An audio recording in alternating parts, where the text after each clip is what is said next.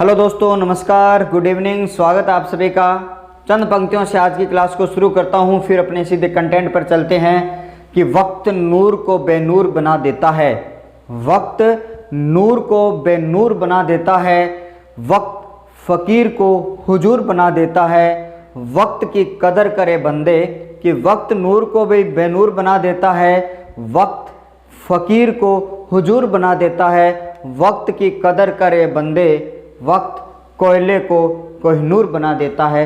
वक्त कोयले को कोहिनूर बना देता है। जी हाँ दोस्तों, मैं हूँ सूरजमल राठौड़। आज अपने क्या पढ़ने वाले हैं, हिंदी व्याकरण का एक टॉपिक जिसे हम क्या कहते हैं, विराम चिन्ह के नाम से जानते हैं। और विराम चिन्ह अब की बार रीट में बड़ा ही अच्छा सा टॉपिक लगाया गया है। तो हिंदी व्याकरण का रीट के संदर्भ में बात करूं तो नया बिंदु लगाया गया है और एक प्रश्न जरूर पूछा जाएगा। तो इस वीडियो को शुरू से लेकर लास्ट तक आप अच्छी तरीके से देख लेना, तो एक भी क्वेश्चन आपका यहाँ से गलत होने वाला नहीं है। तो आज अपने बात करेंगे, टॉपिक का नाम हमारा है विराम चिन्ह। ठीक है, टॉपिक का नाम क्या है हमारा, विराम चिन्ह। तो सबसे पहले तो आपको ये नाम ही देखना है भाई, गलत ना लिख दो। विराम चिन्ह होता है, न कि विराम चिन्ह। ये मुख सुख के कारण अपने इसको क्या बोल देते हैं, विराम चिन्ह बोल देते हैं। है क्या ये वास्तव में विराम चिन्ह है? तो सबसे पहले ये जो शब्द है वो किस तरीके से लिखा जाता है, इस शब्द को मैं बता देता हूँ। सबसे पहले ये शब्द है, कई लोग तो इसको इस तरीके से लिख देते हैं और कई लोग इस तरीके से भी इसको लिख देते हैं, और यहाँ पे इसको इस तरीके से भी मैंने लिख दिया है। तो सबसे ज़्यादा अगर आपको शुद्धता और प्रामाणिकता की बात देनी है तो विराम चिन्ह जो शब्द है वो इस तरीके से लिखा हुआ आपको मिलेगा। विराम चिन्ह ये तो बिल्कुल गलत है, लेकिन इसको अपने सही मान सकते हैं, लेकिन फिर भी आपका ये वाला जो रूप है वो बिल्कुल ठीक माना जाता है, शुद्ध माना जाता है व्याकरणिक दृष्टि से। क्योंकि हिंदी जो निदेशालय उन्होंने क्या कहा था, क्षत्र जय और श्रय को छोड़कर जितने भी संयुक्त व्यंजन आपको उनको क्या लिखना है, अलग अलग लिखना है। ये हमारा हिंदी व्याकरण कहता है। इसकी बात, छोटी सी बात मैंने आपको बताई, तो आप मेरे साथ जुड़ जाइए और इस सेशन को अपने मित्रों तक भेजिए। तो विराम चिन्ह के क्वेश्चन किस तरीके से पूछे जा सकते हैं ये, और ये पूरा का पूरा टॉपिक है क्या, सबसे आसान टॉपिक है ये, बिल्कुल विराम चिन्ह है। आपके चिन्ह याद होने चाहिए, कौन सा चिन्ह और उसका नाम क्या है। क्वेश्चन सीधा ही पूछ लिया जाता है भाई कि योजक चिन्ह कौन सा है। ठीक है, एसआई की बात करूं या आपके जो ग्रेड फर्स्ट ग्रेड सेकंड है उसमें सीधा ही पूछ लिया जाता है निम्नलिखित में से निर्देशक चिन्ह है। या फिर इस तरीके से आपसे पूछ लिया जा सकता है कि कोई कथन दिया होगा आपको, कोई वाक्य दिया होगा, उस वाक्य में कौन से विराम चिन्ह का प्रयोग नहीं किया गया है। आपको एक वाक्य दिया होगा और उस वाक्य में आपसे पूछ लिया जाएगा कि निम्नलिखित वाक्य में से कौन से विराम चिन्ह का प्रयोग नहीं किया गया है। तो आपको क्या करना है, यहाँ पे जो विराम चिन्ह मैं बता रहा हूँ, जिन जिन विराम चिन्हों के नाम मैं यहाँ पे आपको बता रहा हूँ, उन सभी विराम चिन्हों को अच्छी तरीके से याद कर लेना। तो सबसे पहले इस नाम की कहानी को शुरू करते हैं। जितने मित्र मेरे साथ जुड़े हुए हैं एक बार क्या करेंगे, अपने मित्रों तक इस सेशन को शेयर कर देना और फिर मेरे साथ जुड़कर बड़े ध्यान से, बड़े मनोयोग से, बड़े शिद्दत से, बड़े तल्लीनता से क्या करना, इस क्लास को देखना। कोई कमेंट नहीं करना है आपको, सीधा सीधा आपको देखना है। अगर आपके कोई संशय रहता है, कोई डाउट रहता है तो भाई साहब जरूर भेज देना, मैं आपको हल करके वो डाउट जरूर भेज दूंगा। ठीक है, अगर बहुत ज़्यादा डाउट्स यहाँ पर आ जाते हैं तो मैं आपको उन डाउट्स की एक अलग वीडियो बना के भी भेज देने वाला हूँ। ठीक है, क्लास को देखते रहना, ऑफलाइन कमेंट जरूर करना। चलते हैं, सबसे पहले आपके सामने ये जो शब्द दिखाई दे रहा है विराम, और विराम का मतलब क्या होता है जी, ठहराव। विराम का मतलब क्या होता है, ठहराव होता है, रुकाव होता है। ठहराव होता है, रुकाव होता है, या फिर रुकना होता है। ठीक है, और चिन्ह का मतलब क्या होता है जी, संकेत होता है। क्या होता है, संकेत होता है। क्योंकि हमने हिंदी व्याकरण में जितने भी टॉपिक्स पढ़े हैं उनमें यही जाना कि सबसे पहले जो आपको जो टॉपिक का नाम दिया गया है उस टॉपिक का भी अर्थ पता होना चाहिए। क्या पता होना चाहिए, अर्थ पता होना चाहिए, उसका शाब्दिक अर्थ क्या होता है। और मैं बहुत बार बता चुका हूं कि शाब्दिक अर्थ भाई साहब अलग हो सकता है और आपका क्या हो सकता है, उसकी परिभाषा अलग हो सकती है। आज की क्लास बेहतरीन क्लास, शानदार क्लास, और आपका अगर रेट दे रहे हो तो 1 नंबर आपको यहाँ से ये क्लास दिलवाने वाली है। एसआई का एग्जाम आप दे रहे हो तो आपकी 2 से 3 क्वेश्चन ये आपकी क्लास है वो ठीक करवाने वाली है, क्योंकि भाई साहब वहाँ पे तो 100 प्रश्न पूछे जाते हैं हिंदी व्याकरण के, और हमारी रीट में तो 1 पूछा जाएगा। 1 पूछे 2 पूछे, टॉपिक आपको पूरा पढ़ना है, क्योंकि भाई सारे टॉपिकों से एक एक क्वेश्चन पूछना है। अगर इस थ्योरी से हम काम करेंगे भाई इस टॉपिक से 1 क्वेश्चन पूछना है तो इसको काहे को पढ़ना, तो भाई फिर पढ़ोगे क्या, है ना, कि टॉपिक में से तो एक ही प्रश्न पूछा जाएगा, लेकिन भाई आपके कॉन्सेप्ट तो क्लियर हो। तो मैं यहाँ पे कॉन्सेप्ट क्लियर है करवाने वाला हूँ कि विराम चिन्ह है, विराम का मतलब होता है ठहराव, या चिन्ह का मतलब है संकेत। तो दोनों को मिलाने पर एक बात आई कि कोई भी कथन, कोई भी वाक्य आप लिख रहे हो, लिखते समय आप जो ठहराव देते हो और ठहराव देने पर जो चिन्ह का प्रयोग कर देते हो भाई साहब, उसको क्या कहा जाता है, विराम चिन्ह कहा जाता है। अच्छी तरीके से समझते जाना। कोई भी वाक्य है, कोई भी वाक्य है, जब मैं बोल रहा हूं और मैं वहां पे रुक गया और रुकते ही मैंने वहां पे एक चिन्ह लगा दिया, और उसी चिन्ह का नाम क्या हो जाएगा, विराम चिन्ह हो जाएगा, चाहे वो कोई सा भी प्रकार हो। तो सबसे पहले अपने लिखते हैं विराम चिन्ह है क्या। ठीक है, परिभाषा की अगर बात करूं मैं कि वाक्य लिखें या कहानी लिखे कुछ भी, तो मैं सबसे पहले, क्योंकि भाषा की जो व्याकरण है, व्याकरण की सबसे बड़ी इकाई आपकी है जी वाक्य। ठीक है, वाक्य को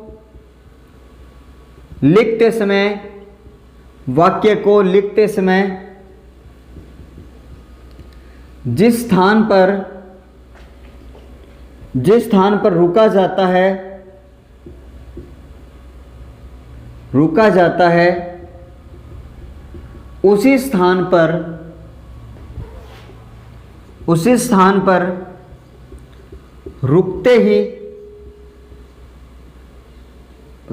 ही जिस संकेत का,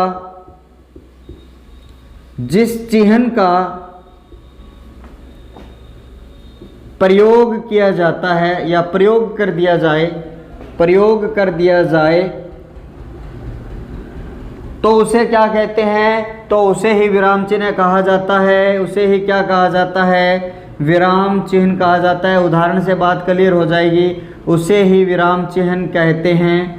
परिभाषा मेरी क्या है कि हम कोई भी वाक्य लिख रहे हैं और लिखते समय हमें जिस स्थान पर रुकना पड़ता है, हाँ जी, रुक गए, और रुकते ही मतलब रुकते ही, मान लो यहाँ पे मैंने रुका और ये स्थान मैंने यहाँ पर ये जो चिन्ह चेप दिया, और यह चिन्ह क्या कहलाएगा, आपका विराम चिन्ह कहलाएगा। तो उसी स्थान पर रुकते ही जिस संकेत या चिन्ह का प्रयोग यहाँ पर कर दिया जाता है, तो भाई साहब उस विराम चिन्ह को क्या कहा जाता है, उस चिन्ह को विराम चिन्ह कहा जाता है। बिल्कुल आसान सी परिभाषा है। कोई भी आप कथन बोल रहे हो या लिख रहे हो, क्योंकि बोलेंगे तो ज़्यादा यहाँ पे गति में आरोह अवरोह नहीं होने वाला है।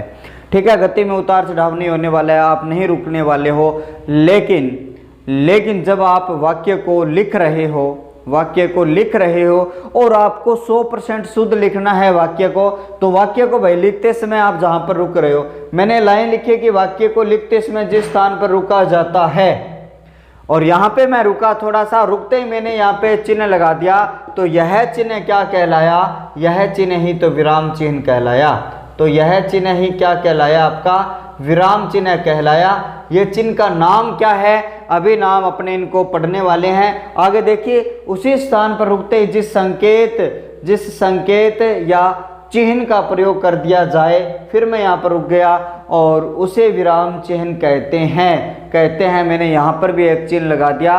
तो इन सभी संकेतों को क्या कहा जाता है, तो भाई इन संकेतों को तो विराम चिन्ह ही कहा जाता है। अब कुछ उदाहरणों के माध्यम से अपने करने वाले हैं बात, कुछ उदाहरणों के माध्यम से क्या करने वाले हैं, कुछ बात करने वाले हैं। जैसे मान लो एक कथन लिखता हूं मैं, रोको मत पढ़ने दो, रोको मत पढ़ने दो। यहां तक इस वाक्य को मैंने लिख दिया कि रोको मत पढ़ने दो, सीधा सीधा वाक्य रोको मत पढ़ने दो। कहीं पर मुझे आरोह अवरोह करने की आवश्यकता नहीं है, न ही मुझे रुकने की आवश्यकता है, और न ही मुझे यहाँ पर, क्योंकि मैंने भाई साहब यहाँ पे लाते आते एक जगह विराम चिन्ह लगाया, क्योंकि यहाँ पे हमारा वाक्य पूरा हो गया। लेकिन अब इस वाक्य को देखिए किस तरीके से अपने बोल सकते हैं। अगला वाक्य लिखूंगा कि रोको मत पढ़ने दो, रोको मत पढ़ने दो। ठीक है, एक वाक्य ये हो गया आपका। यहां पर मैंने रोको शब्द बोला, रोको, और मैं रुक गया, और रुकते ही मैंने एक चिन्ह का प्रयोग कर दिया, विराम चिन्ह है। लेकिन अगला वाक्य मैं लिखूंगा कि यहां पर मैं न रुकते हुए आगे रुकूंगा थोड़ा सा, रोको मत पढ़ने दो।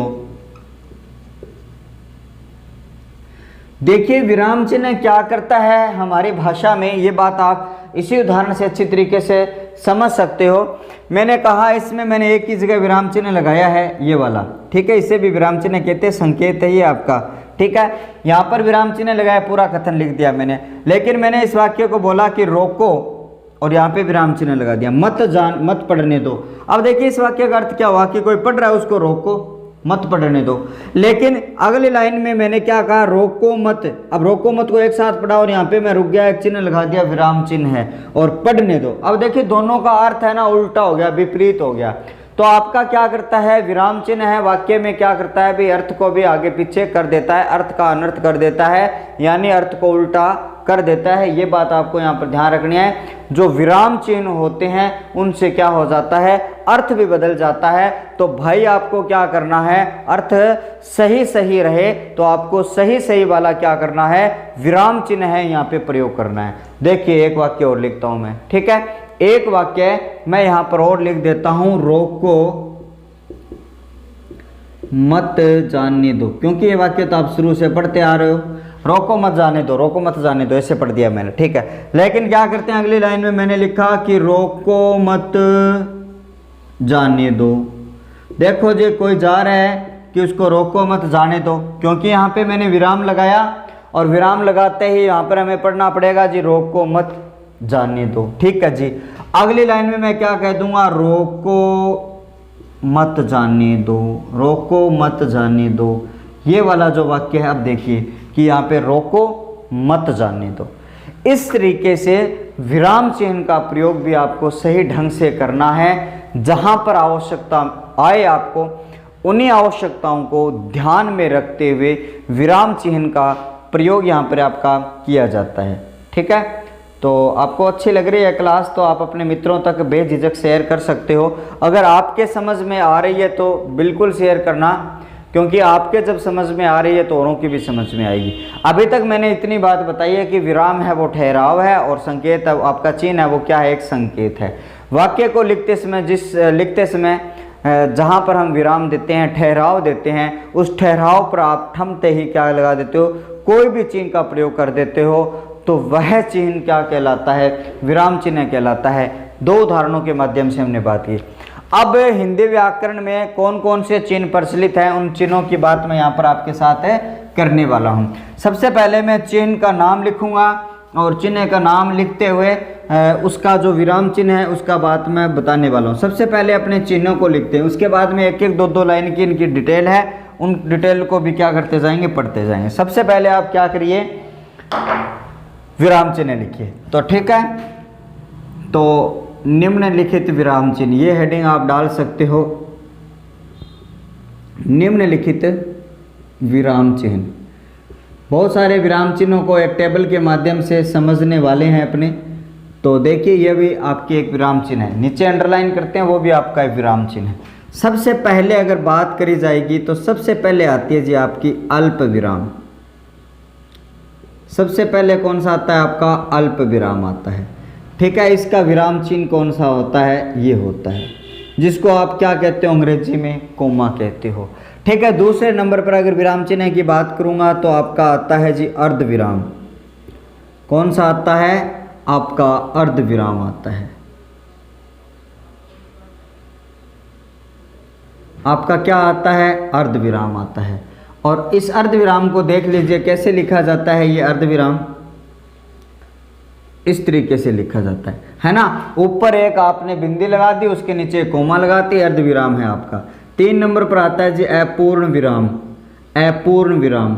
और अपूर्ण विराम क्या होता है इसकी बात मैं करूं तो ये जो कोलन का निशान है ये विसर्ग नहीं है, ये विसर्ग नहीं है, बल्कि ये है क्या आपका, ये आपका जो निशान आपको दिखाई दे रहा है पूर्ण विराम है। 4 नंबर पर बात करूंगा तो आपका आता है जी पूर्ण विराम। 4 नंबर पर क्या आता है, पूर्ण विराम आता है। पूर्ण विराम आपका एक खड़ी पाई वाला ये निशान है, जिससे आपका वाक्य या जो आपका कथन कहा जा रहा है वो क्या हो जाता है, पूरा हो जाता है। उसके बाद में बड़े बड़े जो निशान है प्रश्नवाचक विराम, प्रश्नवाचक विराम चिन्ह, और प्रश्नवाचक विराम चिन्ह की बात करेंगे तो इस तरीके से प्रश्नवाचक विराम चिन्ह यहाँ पे लग जाता है। और 6 नंबर पर मैं बात करूंगा, ठीक है, विस्मयबोधक या विस्मयवाचक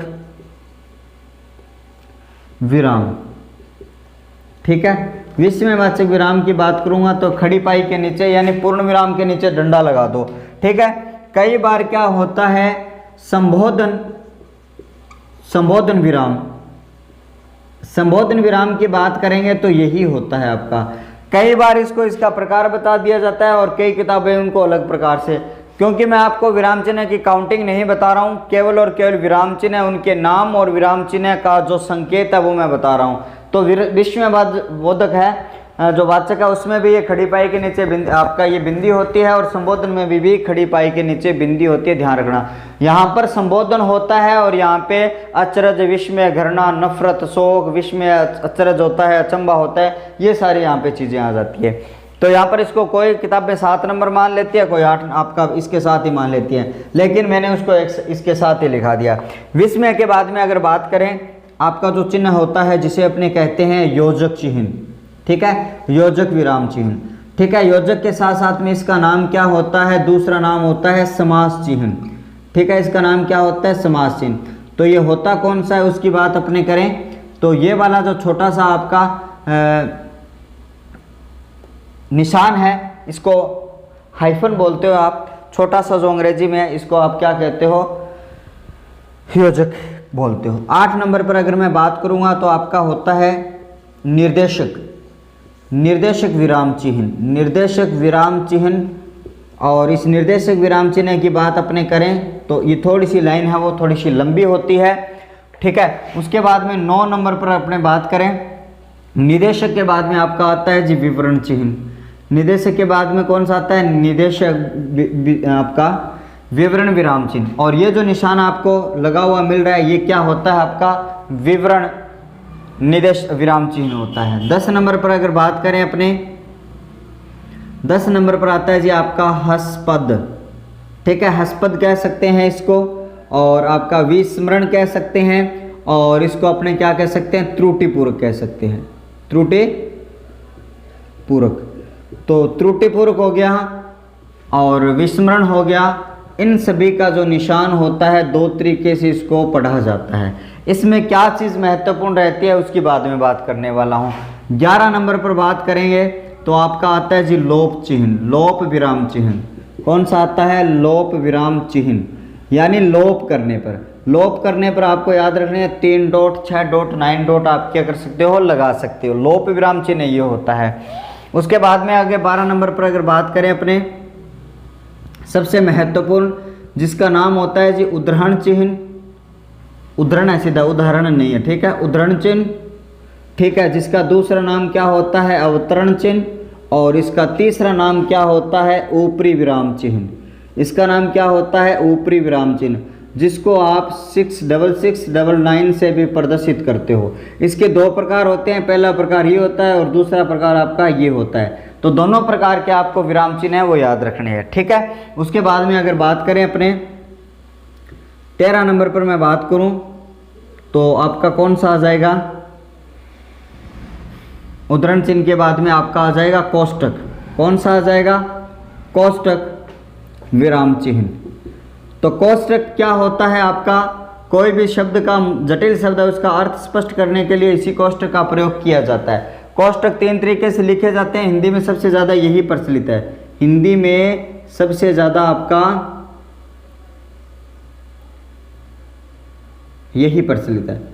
मंझला ब्रैकेट हो गया, ठीक है, छोटा ब्रैकेट हो गया, बड़ा ब्रैकेट हो गया। तो कोष्टक है आपका वो इस तरीके से लिखा जाता है। और कोष्टक के बाद में अगर अपने बात करें तो आपका एक चिन्ह और आता है जिसका नाम होता है आपका लाघव, लाघव विराम चिन्ह। ठीक है, लाघव भी इसको कह सकते हैं, संक्षेपण विराम भी इसको कह सकते हैं। ठीक है, लाघव संक्षेपण विराम चिन्ह। तो इस तरीके से लाघव हो गया, संक्षेपण हो गया। इसका जो निशान होता है ये थोड़ी सी क्या होती है जी, बड़ी बिंदी होती है। थोड़ी सी क्या होती है, बड़ी बिंदी यहाँ पे होती है। छोटी डॉट आपको नहीं लगानी है, क्योंकि छोटी डॉट लग जाती है तो वो क्या बन जाता है, छोटी डॉट लग जाती है तो वो हिंदी आपका अंग्रेजी वाला पूर्ण विराम यहाँ पे बन जाता है। ठीक है, इसके बाद में अगर बात करें आपका रेखांकन, रेखांकन या रेखांकित विराम। ठीक है, ये विराम कौन सा होता है आपका, ये नीचे लाइन होती है, जो शब्दों के नीचे एक लंबी सी लाइन खींची जाती है, उनको रेखांकित या रेखांकन विराम चिन्ह के नाम से उसको जाना जाता है। उसके बाद में 16 नंबर पर अगर बात करें अपने, 16 नंबर पर आता है आपका संकेत चिन्ह। 16 नंबर पर आपका कौन सा आता है, संकेत चिन्ह आता है। और संकेत विराम चिन्ह का क्या होता है, एक स्टार स्टार होता है। जब आप कहानी पढ़ते हो, जब आप कहानी पढ़ते हो और कहानी के शब्दों के ऊपर जो मुश्किल शब्द होते हैं उनके ऊपर क्या लगा दिया जाता है, विराम चिन्ह लगा दिया जाता है, जिसको क्या कहा जाता है, संकेत कहा जाता है। उसके बाद में 17 नंबर पर अगर बात करें अपने इतिश्री, इतिश्री जो विराम चिन्ह है उसकी बात अपने करते हैं। इतिश्री विराम चिन्ह यानी कोई भी कहानी, कोई भी ग्रंथ, कोई भी पुस्तक पूरी हो जाती है तो इस तरीके से इतिश्री चिन्ह है उसका प्रयोग आपके सामने यहाँ पे कर दिया जाता है। मुख्य रूप से मैंने 16 विराम चिन्ह के नाम यहाँ पे लिख दिए हैं, रिवाइज करवा रहा हूँ। उन सब के मैं अलग अलग डिटेल आपको पढ़ाने वाला हूँ। सबसे पहले अगर बात करूँ मैं, तो सबसे पहले देखिए मैंने अल्प विराम लगाया, जिसको आप अंग्रेजी में कोमा कहते हो, बिल्कुल आपको यहाँ से ध्यान रखना है। और इसके बाद में अर्ध आपका ये हो गया, ठीक है, ऊपर बिंदी और ये आपका नीचे कोमा हो गया। अपूर्ण विराम ये हो गया आपके 2 बिंदी वाले। ठीक है, पूर्ण विराम की बात करूंगा तो यहाँ पे एक डंडा लग जाता है। प्रश्नवाचक की बात करेंगे तो प्रश्न सूचक शब्द आपको पता ही है, विस्मय और संबोधन दोनों में आपको एक ही याद रखना है। योजक या समास चिन्ह आपका छोटा वाला, ये डैश का निशान होता है जिसको अपने हाइपन कहते हैं। निदेशक विराम चिन्ह आपका ये डैश होता है। इसके बाद में विवरण चिन्ह ये होता है, 2 बिंदी लगाने के बाद में एक डैश लगा दिया जाता है। हंस पद विस्मरण त्रुटिपूर्वक, यानी कोई कथन अपने लिखते टाइम कोई बात भूल जाते हैं तो यहाँ पे ये निशान लगा दिया जाता है। इसकी विशेष बात आपको ये ध्यान रखनी है, निशान तो नीचे लगता है और उसका उत्तर है वो ऊपर लिख दिया जाता है। लोप विराम चिन्ह का मतलब 3 डॉट लगानी है, यानी जानबूझकर। ठीक है, उसके बाद में अगर बात करें कोष उद्धरण चिन्ह है, उद्धरण है वो आपका ऊपरी होता है, single inverted comma, double inverted comma, single inverted comma. कोष्टक में कोई भी बात को स्पष्ट करने के लिए छोटा ब्रैकेट, बड़ा ब्रैकेट, मझला ब्रैकेट लगाया जाता है, लेकिन हिंदी में सबसे ज़्यादा यही लगता है। और लाघव संक्षेपण विराम चिन्ह का मतलब ये हो गया आपका, एक बिंदी सी गोल बिंदी नहीं लगती है, थोड़ा सा ये देखना, थोड़ी सी इस तरीके से लंबी बिंदी का प्रयोग यहाँ पे किया जाता है। रेखांकन या रेखांकित विराम चिन्ह है शब्दों के नीचे इस तरीके से अंडरलाइन करना, अंग्रेजी में आप अंडरलाइन इसको कहते हो, अच्छी तरीके से समझ में आ जाएगा।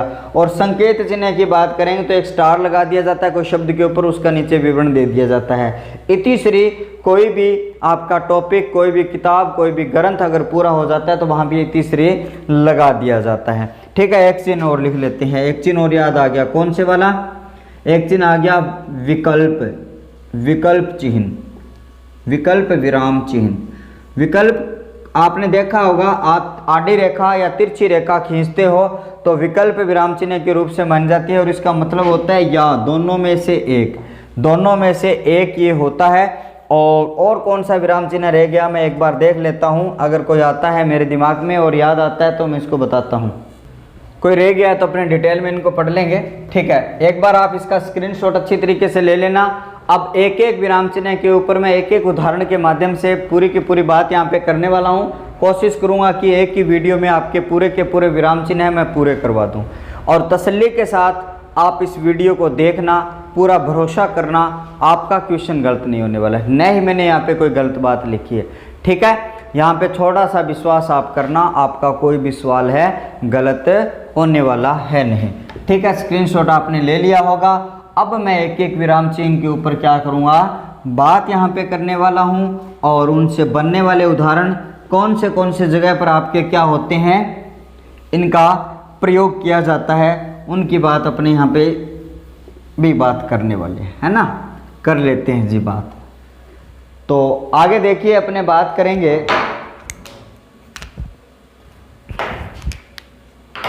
पहला जो प्रकार है, सबसे पहले प्रकार का नाम अपने मैं लिख रहा हूँ। सबसे पहला जो प्रकार आपका आता है अल्प विराम। सबसे पहला जो विराम आता है अल्प विराम, ठीक है। और अल्प विराम का जो संकेत था वो आपकी ये कोमा है, ठीक है। ये जो कोमा आपको दिखाई दे रही है, अपने ऐसे सीधे लगाते हैं ना, वो अपने हिसाब से देखा जाए तो गलत है, बाकी व्यवहारिकता में ऐसा आ गया है। तो अल्प का मतलब क्या होता है यहाँ पे कम, और विराम का मतलब क्या होता है रुकना, अर्थात थोड़ा रुकना। अल्प विराम का मतलब होता है थोड़ा रुकना। क्या होता है इसका मतलब? थोड़ा रुकना। यानी कोई भी कथन, कोई भी वाक्य, कोई भी कथन, कोई भी वाक्य है, लिखा जाता है, आप थोड़ा सा रुकते हो, आप थोड़ा सा रुकते हो, वहां पे कौन सा चिन्ह लगाया जाता है? अल्प विराम लगाया जाता है, कोमा लगाई जाती है, ये आपको ध्यान रखना है। और कहां कहां पर ये कोमा लगती है आपको यहाँ पर ध्यान रखना है। सबसे पहले अगर मैं बात करूं वाक्य में एक से अधिक, वाक्य में एक से अधिक कर्ता, एक से अधिक कर्ता का प्रयोग होने पर, अगर वाक्य में एक से अधिक कर्ता है, जैसे राम श्याम गीता सीता नीता, मान लो आपको ध्यान रखना है, वाक्य में साथ साथ लिख रहा हूं, देखिए राम श्याम गीता और सीता,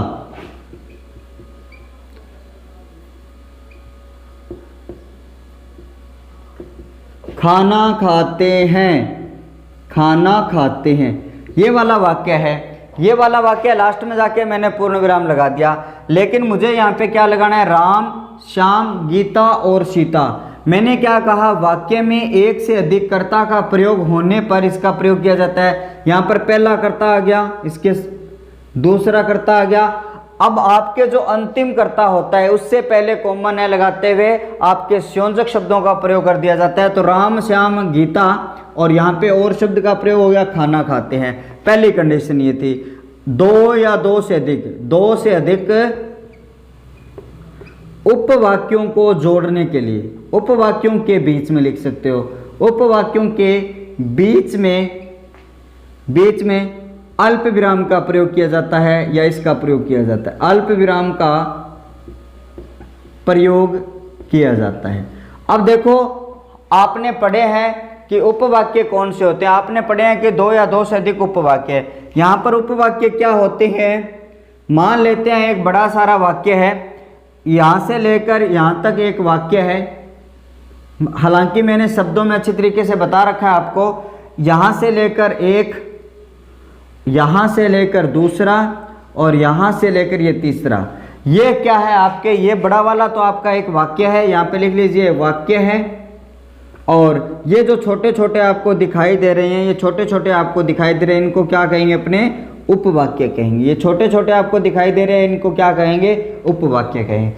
हालांकि जब हम शब्द का टॉपिक पढ़ते हैं तो आपको ये मिलता है कि जो आपका उपवाक्य है वो संयोजक शब्दों से जुड़ा होता है, लेकिन कोई जरूरी नहीं आपका उपवाक्य है वो अल्प विराम से भी क्या हो सकता है? जुड़ सकता है। तो पहले उपवाक्य के बीच में आप कोमा, दूसरे वाक्य के बीच में आप कोमा लगा दीजिए, और आपके जो वाक्य हैं उपवाक्य अलग अलग हो जाएंगे। तो उपवाक्यों के बीच में भी क्या किया जाता है?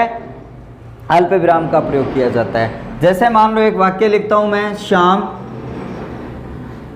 गाना गाता है, श्याम गाना गाता है अल्प विराम, नीता नृत्य करती है। अब आपके सामने यहाँ पर दो उपवाक्य हैं, आपके सामने दो उपवाक्य हैं। यहाँ से देखिए पहला उपवाक्य हो गया, और यहाँ से देखिए ये दूसरा उपवाक्य हो गया। उन दोनों को जोड़ने का काम कौन कर रहा है? ये अल्प विराम कर रही है। श्याम गाना गाता है, थोड़ी देर रुकिया, फिर नीता नृत्य करती है। इस तरीके से आप ये बोलते हो तो यहाँ पर आपने जिस चिन्ह का प्रयोग किया है वो विराम चिन्ह कहलाएगा। दो जगह प्रयोग कर दिया, तीसरी जगह और इसका प्रयोग देख लीजिए अच्छी तरीके से कहाँ पर किया जाता है। तीसरी जगह का प्रयोग अगर अपने करें तो एक आप स्पष्ट रूप से लिखोगे उद्धरण चिन्ह से पूर्व, उद्धरण चिन्ह से पूर्व, ठीक है। वो भी कौन सा? दोहरा, दोहरा अवतरण की बात कर रहा हूं मैं। दोहरा अवतरण से पूर्व हमेशा हमेशा अल्प विराम का प्रयोग किया जाता है। अल्प विराम का प्रयोग किया जाता है, आराम से लिखते जाना, किया जाता है, ठीक है। यहां पर मैंने क्या कहा है, उद्धरण चिन्ह आपको पता होना चाहिए उद्धरण चिन्ह है क्या। मैं ये कह रहा हूं कि आपको उद्धरण चिन्ह लगाना है, यहां से आप क्या लगा रहे हो, उद्धरण चिन्ह लगा रहे हो। तो इससे पहले आपको क्या करना होगा, अल्प विराम का प्रयोग आपको करना होगा। और अल्प विराम जब तक आप नहीं करते हो तो आपका जो सवाल है वो क्या होने वाला है, गलत होने वाला है। तो उदाहरण लिख लेते हैं, जैसे शब्द मैंने लिखा, गांधी जी ने कहा सदा सत्य बोलो। अब यहाँ पे उद्धरण चिन्ह का प्रयोग कैसे किया जाता है, जब उद्धरण चिन्ह करेंगे तब मैं आपको बताने वाला हूँ, ठीक है। यहाँ पे सदा सत्य बोलो, उनका जो कथन है, उनके कथन को अपने आप दोहरे में लिखोगे, दोहरे में लिखोगे आप, सदा सत्य बोलो। ये देखो सदा सत्य बोलो, पूर्ण विराम लगा दूंगा और यहाँ पे ये लगा दूंगा। तो मैं तो यही बता रहा हूँ कि इससे पहले किसका प्रयोग किया जाता है, यहाँ पे अल्प विराम का प्रयोग किया जाता है, हमेशा ही प्रयोग होगा। अच्छी तरीके से नोट्स बना लेना, ये नोट्स अब आपके फाइनल नोट्स बन रहे विराम चिन्ह के। मेरे पास में भाई साहब कोई शॉर्ट ट्रिक नहीं है और मैं भाषा को शॉर्ट रूप से मैं कभी नहीं पढ़ा सकता। भाई भाषा विस्तृत है, भाषा वैज्ञानिक है, भाषा तथ्यों पर आधारित है, भाषा में शॉर्टकट नहीं होता है। भाई शॉर्टकट आपको नहीं पढ़ना है, एक बार अच्छी तरीके से मंझ के पढ़ लो, ठीक है, फिर आपके दिक्कत नहीं होने वाली, आपको कभी पढ़ने नहीं पड़ेंगे। तो इसका स्क्रीनशॉट आप अच्छी तरीके से ले लेना। ये अल्प विराम आपका यहाँ से माना जाता है। सबसे ज़्यादा जो प्रयोग होता है पूर्ण विराम के बाद में, तो यह जो चिन्ह है अल्प विराम सबसे ज़्यादा आपका प्रयोग में लिया जाता है। इसकी आपको अच्छी तरीके से धुनाई कर देनी है, इसकी खोपड़ी में छेद करना है, क्योंकि आ गया ना ये प्रश्न तो आपका तो गलत नहीं होना चाहिए। आप अच्छी तरीके से पेपर को हल कर दो, इसलिए इसको क्या कर लो, नोट कर लो, ठीक है जी। कर लिया आपने नोट। तो इसके बाद में अपने दूसरा विराम चिन्ह लिखेंगे। तो दूसरे विराम चिन्ह की मैं बात करूं आपके सामने, तो एक एक नाम, एक एक शब्द अच्छी तरीके से आप मेरे साथ नोट करते जाएंगे। और इसके बाद में अगर अपने बात करें, अगला जो आपका विराम चिन्ह है, 2 नंबर जो विराम चिन्ह है उसकी बात मैं करूं आपके साथ में, तो आपका होता है जी अर्ध विराम। क्या होता है, अर्ध विराम। देखिए नाम से स्पष्ट है, क्या है, यह जो आपको दिखाई दे रहा है यह नाम से स्पष्ट है कि यह है क्या, अर्ध विराम है। और अर्ध विराम है इसका मतलब आधा। अर्ध का मतलब क्या होता है, आधा। मतलब क्या है, यहां पर आपको आधा रुकना है। अब आप अल्प विराम में कम रुक रहे थे, अल्प विराम में आप क्या रुक रहे थे, थोड़ा कम रुक रहे थे, लेकिन अर्ध विराम में आप क्या करते हो, आधे से थोड़ा ज्यादा रुकते हो। यहां पर देख लीजिए अर्ध विराम का जो संकेत होता है वो कौन सा होता है, थोड़ी देर पहले मैं बता के गया था। इस तरीके से लिखते हैं। मतलब क्या होता है, पूर्ण से आधा रुकना। पूर्ण से आधा रुकना मतलब कोई भी वाक्य है वो पूर्ण विराम लगाते हो। पूर्ण विराम लगाते हो तो एक बार आप ब्रेक लगाते हो, राम जाता है, ब्रेक मार दिया जी, राम जाता है। फिर दूसरा वाक्य बोलते हो, फिर ब्रेक लगाते हो, फिर तीसरा वाक्य बोल दिया, ब्रेक लगाते हो। लेकिन मैं यहाँ पे आपको क्या कह रहा हूँ कि अर्ध विराम में पूर्ण से आधा रुकना होता है। यानी आप पूर्ण विराम की बात करते हो तो पूर्ण विराम से क्या किया जाता है, आधा यहाँ पे रुका जाता है। और अल्प विराम से ज्यादा, अल्प विराम से आपको क्या रुकना है, ज्यादा रुकना है, अल्प विराम से ज्यादा। तो 2 बातें आपको स्पष्ट कर लेनी है। अर्ध विराम में आप पूर्ण से आधा रुकते हो और अल्प विराम से थोड़ा सा ज्यादा रुकते हो। जैसे राम, श्याम, महेश, नीता, गीता, सीता, मीता, आ, तुम, हम, मैं, वह। मतलब कितने यहाँ पे मैं थोड़ा रुक रहा हूं, लेकिन यहां पर एक उपवाक्य बोल दिया जाएगा कि गांधी जी मर गए, रुक गया मैं, और वे अमर हो गए। देखो ठीक है, गांधी जी मर गए और वे अमर हो गए, बस इतना ब्रेक देना है आपको यहाँ पे।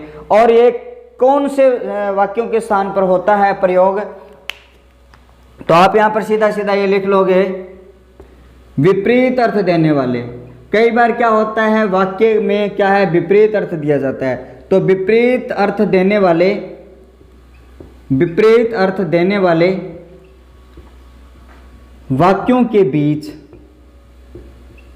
वाक्यों के बीच, विपरीत अर्थ देने वाले वाक्यों के बीच इसका प्रयोग किया जाता है, इसका प्रयोग किया जाता है, इसका प्रयोग किया जाता है। उदाहरण बोलता हूं, जैसे कोई बात अन्यथा में नहीं लेंगे, हमें तो हल करना है। गांधी जी मर गए, पहला वाक्य मैंने यहां लिख दिया और मैंने यहां पे अर्ध विराम लगा दिया और उसके साथ मैंने क्या कह दिया कि वे अमर हो गए। ये लो जी, आगे लिख दिया मैंने वे अमर हो गए। भाई विपरीत अर्थ दे रहा है दोनों में, इधर तो मार दिया गया और इधर अमर कर दिया गया है। इस तरीके से, इस तरीके की कंडीशन जहां पर लगती है वहां पर अर्धविराम का प्रयोग किया जाता है। तो भाषा में इसका कम प्रयोग होता है, भाषा में इसका क्या होता है, कम प्रयोग में लिया जाता है। सबसे ज्यादा पूर्ण विराम, फिर अल्प विराम, प्रश्नवाचक, उद्धरण चिन्ह, इनका प्रयोग, कोष्टक, योजक, विवरण, इनका प्रयोग बहुत अधिक किया जाता है, लेकिन इसका प्रयोग क्या है, कम होता है। इसके बाद में अगला जो विराम चिन्ह आपका 3 नंबर, उस विराम चिन्ह को मैं बता रहा हूं। अगला जो विराम है वो अपूर्ण है, अपूर्ण विराम। भाई जो विराम है वो पूरा नहीं हुआ, अपूर्ण विराम। और इसका जो संकेत होता है, दो आपकी अनुस्वार जैसी 2 बिंदी लगाई जाती है। अनुस्वार तो हमेशा शब्दों के साथ में लगती है, हमेशा ही आपका जो अंतिम स्वर है उस स्वर के पास में लगाई जाती है, लेकिन यह चिन्ह है वो शब्द के क्या है, छोड़ के लगाई जाती है। बस दोनों में फर्क करना है, यहाँ पे विराम चिन्ह नहीं लगा है, यहाँ पे विराम चिन्ह लगा है। बस ये बात आपको सोचनी है। ये नहीं है कि आपके कोई शब्द लिखा, राम है लिखा और उसके साथ में विसर्ग लगा दिया, आपने उसको क्या मान लिया, आपने उसको अपूर्ण विराम मान लिया। नहीं मानना है, केवल शब्द को छोड़कर लिखे, वहां पे क्या करना है, आपको अपूर्ण विराम लगाना है। ठीक है, जहां पे ठीक है विराम है वो पूरा नहीं होता, जहां विराम पूरा नहीं होता, पूरा नहीं होता। ठीक है, थोड़े थोड़े छोटे छोटे जो वाक्यांश है, वाक्यांश के बीच में इनको क्या कर दिया जाता है, लगा दिया जाता है। जैसे मान लो छोटा सवाल, छोटा सवाल एकदम से अचंभित करने वाली बात जहां पे आती है और उसके सामने आता है जी बड़ा जवाब, बड़ा जवाब।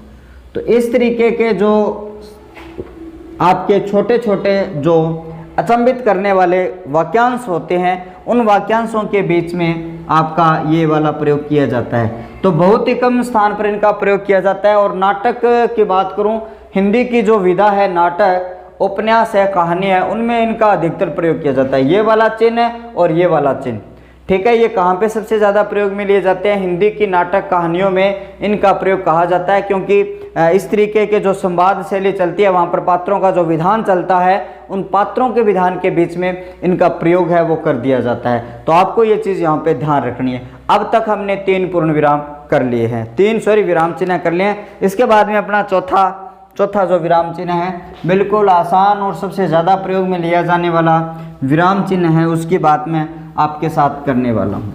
क्या करने वाला हूँ, आपके साथ में करने वाला हूँ। आगे देखिए, आज की बात आगे करें तो चौथा जो आपका विराम चिन्ह है, उस चौथे विराम चिन्ह की बात मैं आपके साथ में करूं तो चौथा जो है वो पूर्ण विराम। ठीक है, और पूर्ण विराम का मतलब क्या हुआ, इसका जो साइन है, इसका जो निशान है वो ये वाला है। ठीक है, पूर्ण विराम का मतलब क्या होता है आपको पता ही है, जहां पर वाक्य पूरा हो जाता है, विचार की पूर्णता हो जाती है, वहां पे रुका जाता है, मतलब पूरा रुका जाता है। यहाँ पे क्या रुका जाता है, पूरा रुका जाता है। ठीक है, अर्थात वाक्य की समाप्ति पर, वाक्य की समाप्ति पर प्रयोग, वाक्य की समाप्ति पर इसका प्रयोग किया जाता है। बिल्कुल जी किया जाता है। वाक्य अगर समाप्त हो रहा है तो उसके स्थान पर क्या कर दोगे आप, वाक्य के स्थान पर आप क्या कर दोगे, इसका प्रयोग कर दोगे। उसके बाद में अगर बात करें, इसके बाद में बात करें कि जहां पर विचार की पूर्णता हो रही है, जहां पर विचार की पूर्णता हो रही है, उस स्थान पर क्या किया जाता है, उस स्थान पर भी आपका वाक्य के विचार है वो पूरा हो रहा है, तो उस विचार पर भी क्या किया जाता है, विचार का अंत जहां पर होता है वहां पर पूर्ण विराम लगा दिया जाता है। और एक चीज आपको और ध्यान रखनी है कि जब मैंने आपको लिखाया था कि आप उद्धरण चिन्ह की शुरुआत करते हो तो भाई साहब उससे पहले आपको क्या लगाना है, अल्प विराम लगाना है। अच्छी तरीके से समझ लेना, जहां पे आप उद्धरण चिन्ह की शुरुआत करते हो तो उससे पहले आप अल्प विराम का प्रयोग करते हो, और जहां पर आप उद्धरण चिन्ह समाप्त करते हो उससे पहले आप प्रश्नवाचक का प्रयोग कर सकते हो, विराम चिन्ह अन्य का प्रयोग कर सकते हो। तो अर्थात आप ये कह सकते हो उद्धरण चिन्ह से पूर्व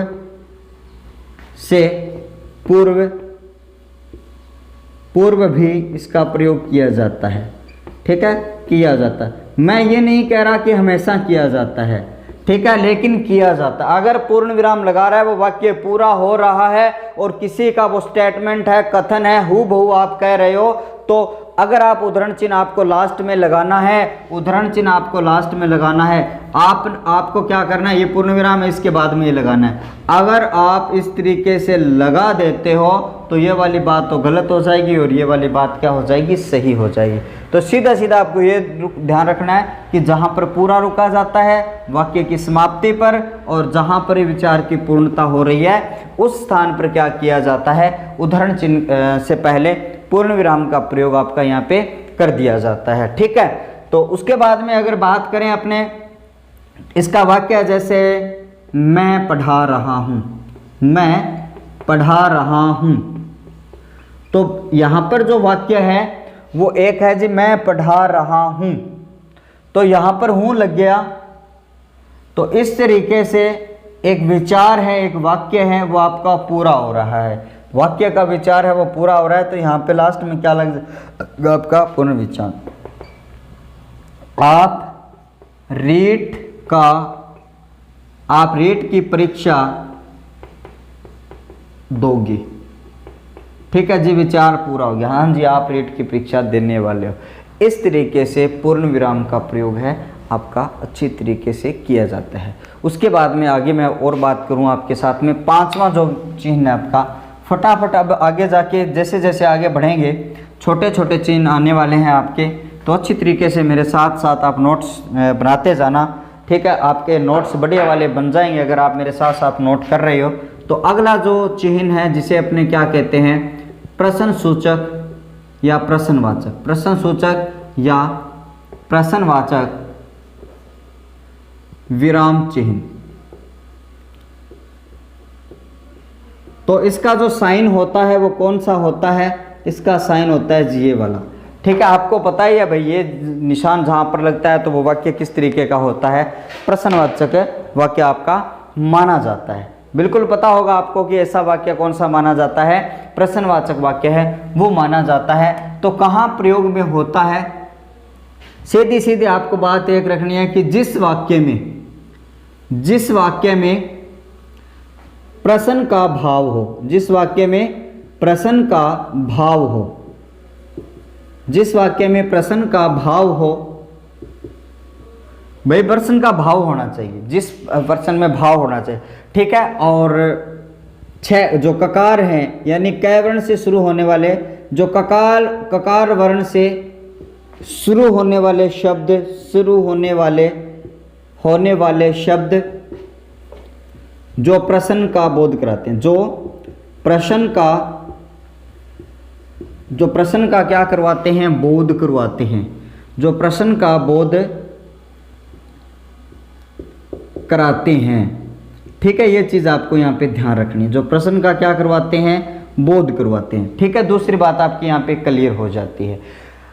अब यहाँ पर कई बार क्या होता है, ककार वर्ण का प्रयोग कर दिया जाता है वाक्य में, लेकिन वो प्रश्न का बोध नहीं करवा रहा, वो प्रश्न का बोध नहीं करवा रहा, तो वहां पे आपको प्रश्नवाचक नहीं लगाना है। आपको स्पष्ट रूप से क्या होना चाहिए, प्रश्न पूछना आपसे चाहिए।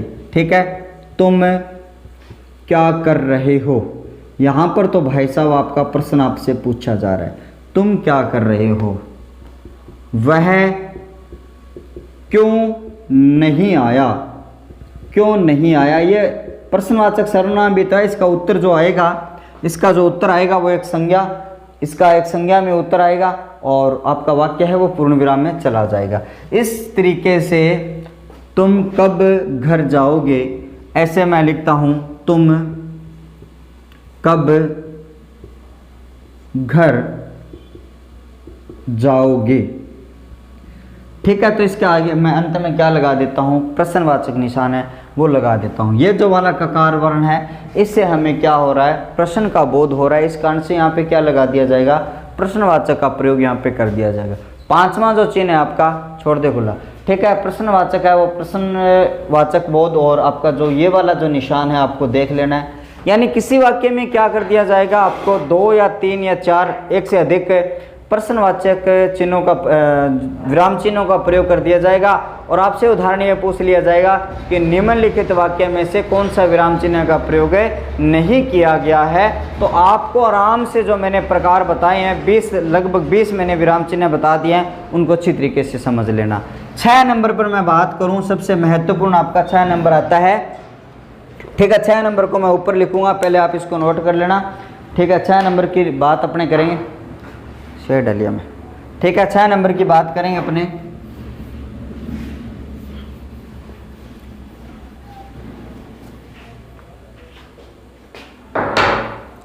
ठीक है, क्लास को आप लास्ट तक देखना, लगभग 1.5 घंटे की क्लास हो सकती है, लेकिन आज की क्लास में इन सभी को पूरा करेंगे। एक ही क्लास में पूरे के विराम चिन्ह हैं उनका झंझट आज ही पूरा कर देंगे, है ना। और आपका एक प्रश्न है वो भी आपका आज क्या हो जाएगा, क्लियर हो जाएगा। ठीक है, क्या हो जाएगा, क्लियर हो जाएगा। तो आगे चलते हैं, अपना जो छठा जो प्रकार है, इस प्रकार को लिखते हैं जिसका नाम क्या है, उद्धरण चिन्ह। ठीक है, उद्धरण विराम चिन्ह। और उद्धरण विराम चिन्ह के 2 नाम और होते हैं जी, कौन कौन सा नाम होता है वो भी देख लीजिए। चिन्ह मैं लगाने वाला हूं अभी। इसका एक नाम और होता है अवतरण चिन्ह, और एक नाम और होता है, क्योंकि ये ऊपर लगाया जाता है इस कारण से इसका नाम क्या हो जाता है, ऊपरी विराम चिन्ह हो जाता है। क्या हो जाता है, ऊपरी विराम चिन्ह हो जाता है। तो इस तरीके से आपको याद रखना है, उद्धरण चिन्ह, अवतरण चिन्ह, ऊपरी विराम चिन्ह एक ही बात होती है। और इनका संकेत कौन सा होता है, आप अंग्रेजी में आपने इन्वर्टेड कोमा पढ़ी होगी, बिल्कुल जी पढ़ी है inverted comma, single inverted coma और डबल इन्वर्टेड कोमा भी आपने पढ़ी होगी। तो वो क्या, वो यहाँ है। ठीक है, तो सबसे पहले मैं इस अवतरण या ऊपरी विराम या उद्धरण चिन्ह को 2 भागों में डिवाइड करता हूँ, और दोनों की विशेषता अपने इनके नीचे लिख लेंगे। ठीक है, इनको क्या करते हैं, 2 भागों में डिवाइड करते हैं, 5-5 बूंद डाल इसमें। ठीक है, अवतरण चिन्ह, और इनको 2 भागों में डिवाइड करते हैं। ये लो जी, 2 भागों में डिवाइड कर दिया। ठीक है, पहला हो गया जी आपका इकहरा अवतरण या उद्धरण, एक ही बात है, कंफ्यूज मत होना, दोनों एक ही बात है। इकहरा हो गया, और उसके बाद में अगर बात करी जाएगी तो 2 नंबर पर अगर बात करूंगा मैं तो दोहरा अवतरण हो गया। 2 नंबर पर बात करी जाएगी तो क्या हो गया आपका, दोहरा अवतरण यहाँ पे हो जाता है। तो 2 विराम चिन्ह एक ही है, इसके 2 प्रकार हो जाते हैं। तो इसका तो संकेत क्या होता है, इसके ऊपर सिंगल होती है, इसके ऊपर क्या होती है, सिंगल कोमा लगती है, तब इसको सिंगल इन्वर्टेड कोमा कहा जाता है। और दोहरा में क्या हो जाएगा, दोहरा में आपकी डबल कोमा लग जाती है, जिसको अपने 66-99 से क्या करते हैं, प्रदर्शित करते हैं, जिसको अपने क्या करते हैं, 66-99 से प्रदर्शित करते हैं। यहाँ से आगे देखिए, अब आपको ये समझना है कि इकहरा अवतरण कहाँ लगाया जाएगा और दोहरा अवतरण है वो कहाँ लगाया जाएगा। ठीक है, तो दोनों बातों को आप अच्छी तरीके से क्या कर लोगे, समझ लोगे। तो इकहरा अवतरण, दोहरा अवतरण। तो दोहरा अवतरण तो आपने लगभग पढ़ रखा होगा कि जहां पर कोई भी कथन है जो कोई भी कथन है हू बहू लिखा जाए, वहाँ पे क्या लगाते हो आप? दोहरा अवतरण लगाते हो। और जहाँ पर क्या कि भाई किसी का, अब ये देखिए इकरा का प्रयोग कहाँ किया जाता है? किसी का उपनाम,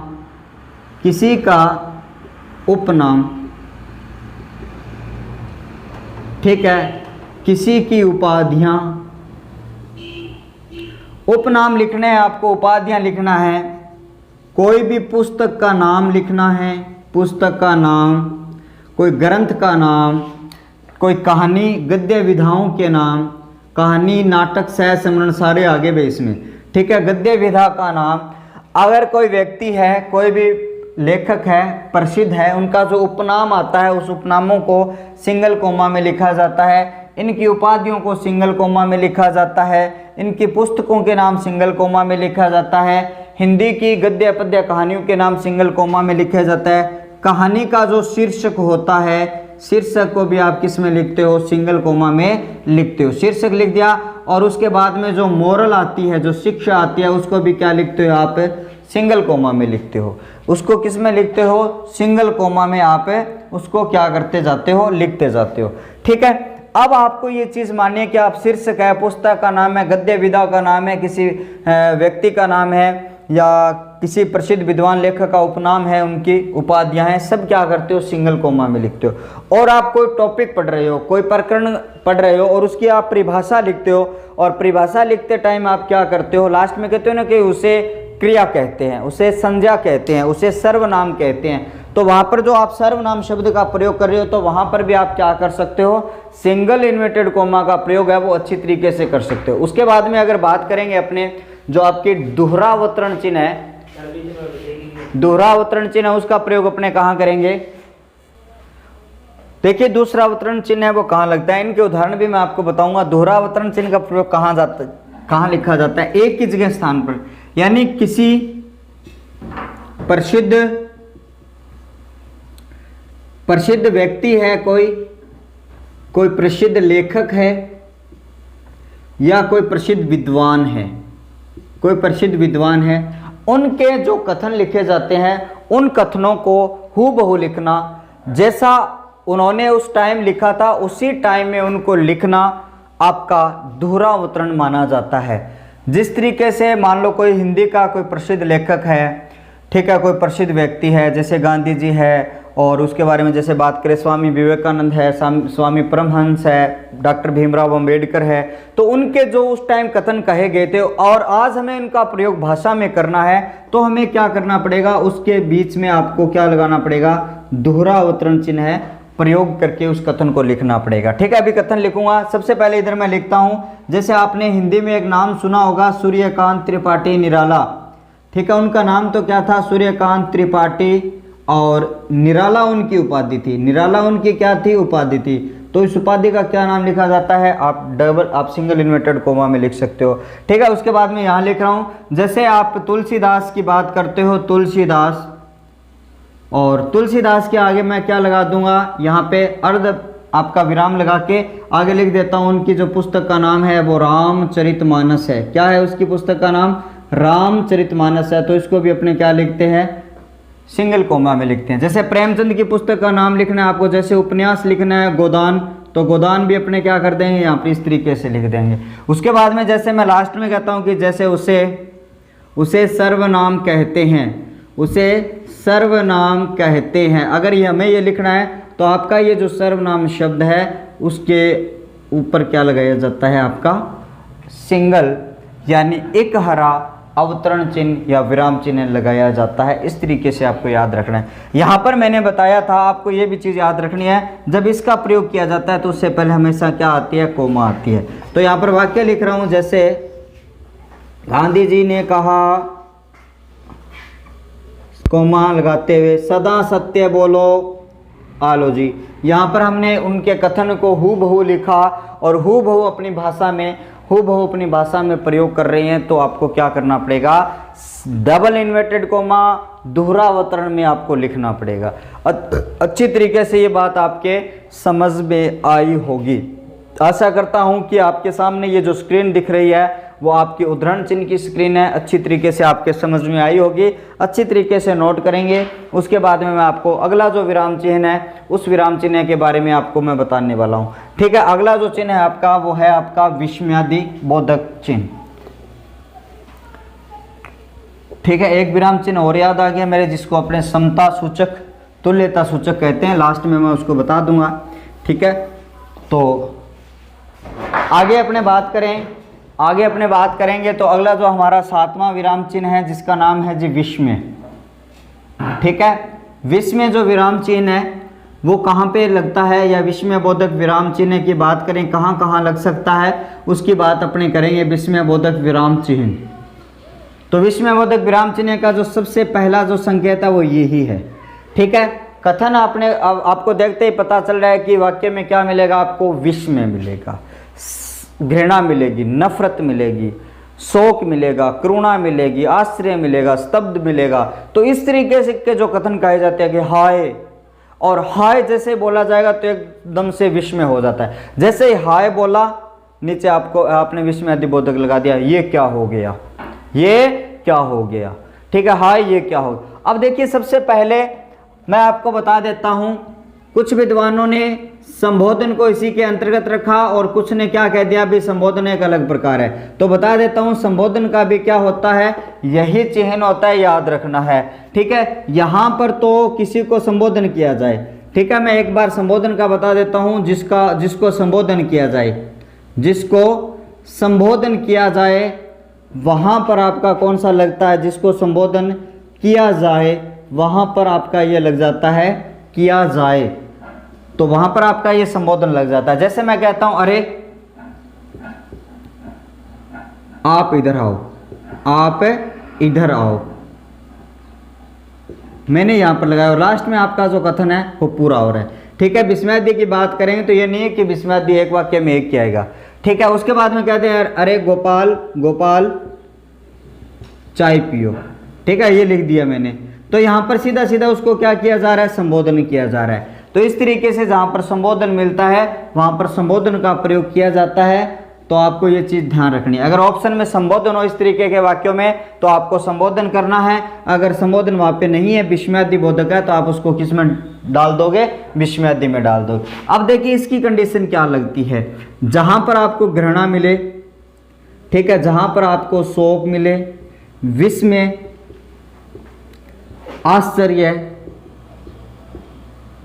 ठीक है, ये कंडीशन आपको जहां पर मिलती है, जहां पर आपको घृणा, शोक, विस्मय और आश्चर्य की जो स्थिति है वहां पर पैदा होती है, तो उन शब्दों के सामने ऐसे शब्द मिलेंगे जो आपको पढ़ते वाह कितना सुंदर दृश्य, हर्ष वाली बात हो रही है। यहां पर क्या हो रहा है, आपको हर्ष हो रहा है। ठीक है, तो मैं यहां पर क्या लिख देता हूं, हर्ष भी लिख देता हूं। ठीक है, कि आपको वाह कितना सुंदर दृश्य, वाह कितना सुंदर दृश्य, एकदम से हमें क्या होती है, हर्ष होता है, खुशी होती है, हाय ये क्या हो गया, यहां पर शोक हो रहा है, छी ये क्या है।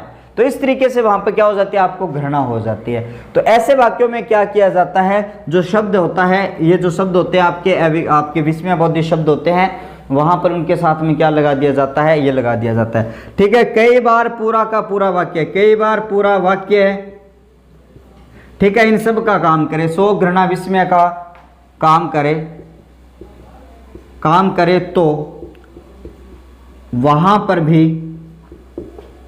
पर भी विस्मय बोधक लग सकता है, वहां भी विस्मय बोधक लग सकता है। यानी वाक्यों के अंत में ये लग सकता है कि वाक्य पूरा हो रहा है और हमें इस वाक्य को पढ़ने से ये लगे कि विस्मय हो रहा है, तो वहां भी आप विस्मय बोधक लगा सकते हो। कोई ज़रूरी नहीं है कि आप शब्द के पहले प्रारंभ में लगो, अंत में भी आप क्या कर सकते हो, लगा सकते हो। जैसे हाय यह क्या हो गया, ठीक है, ये क्या हो गया। ठीक है, उसके बाद में जैसे वाह कितना सुंदर दृश्य, कितना सुंदर दृश्य, और ये वाक्य है आपका इस तरीके से। ठीक है, कितना सुंदर दृश्य, वाह और हाय ये शब्द क्या है, आपके विस्मय वाले शब्द है। इस कारण से यहाँ पे क्या हो जाता है, विस्मयादि बोधक चिन्ह का प्रयोग किया जाता है। वाक्य के अंत में भी किया जा सकता है, वाक्य के अंत में पूर्ण विराम आ सकता है, वाक्य के अंत में प्रश्नवाचक भी आ सकता है। इस तरीके से आपको ये अच्छी तरीके से याद रखना है ना। लगभग 1 घंटे का समय होने वाला है, लेकिन क्लास को मैं पूरी की पूरी करवाने वाला हूँ। फटाफट आप नोट लगाते जाएं। आगे जो आपके छोटे छोटे विराम चिन्ह आने वाले हैं उन सभी को हम क्या करेंगे, आज की क्लास में पूरा यहाँ पे करने वाले हैं। ठीक है, अगला जो आपका विराम चिन्ह आता है उसकी बात अपने करेंगे।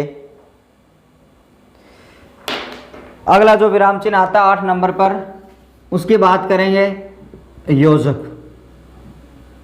योजक होता है जिसका दूसरा नाम क्या होता है, समास होता है।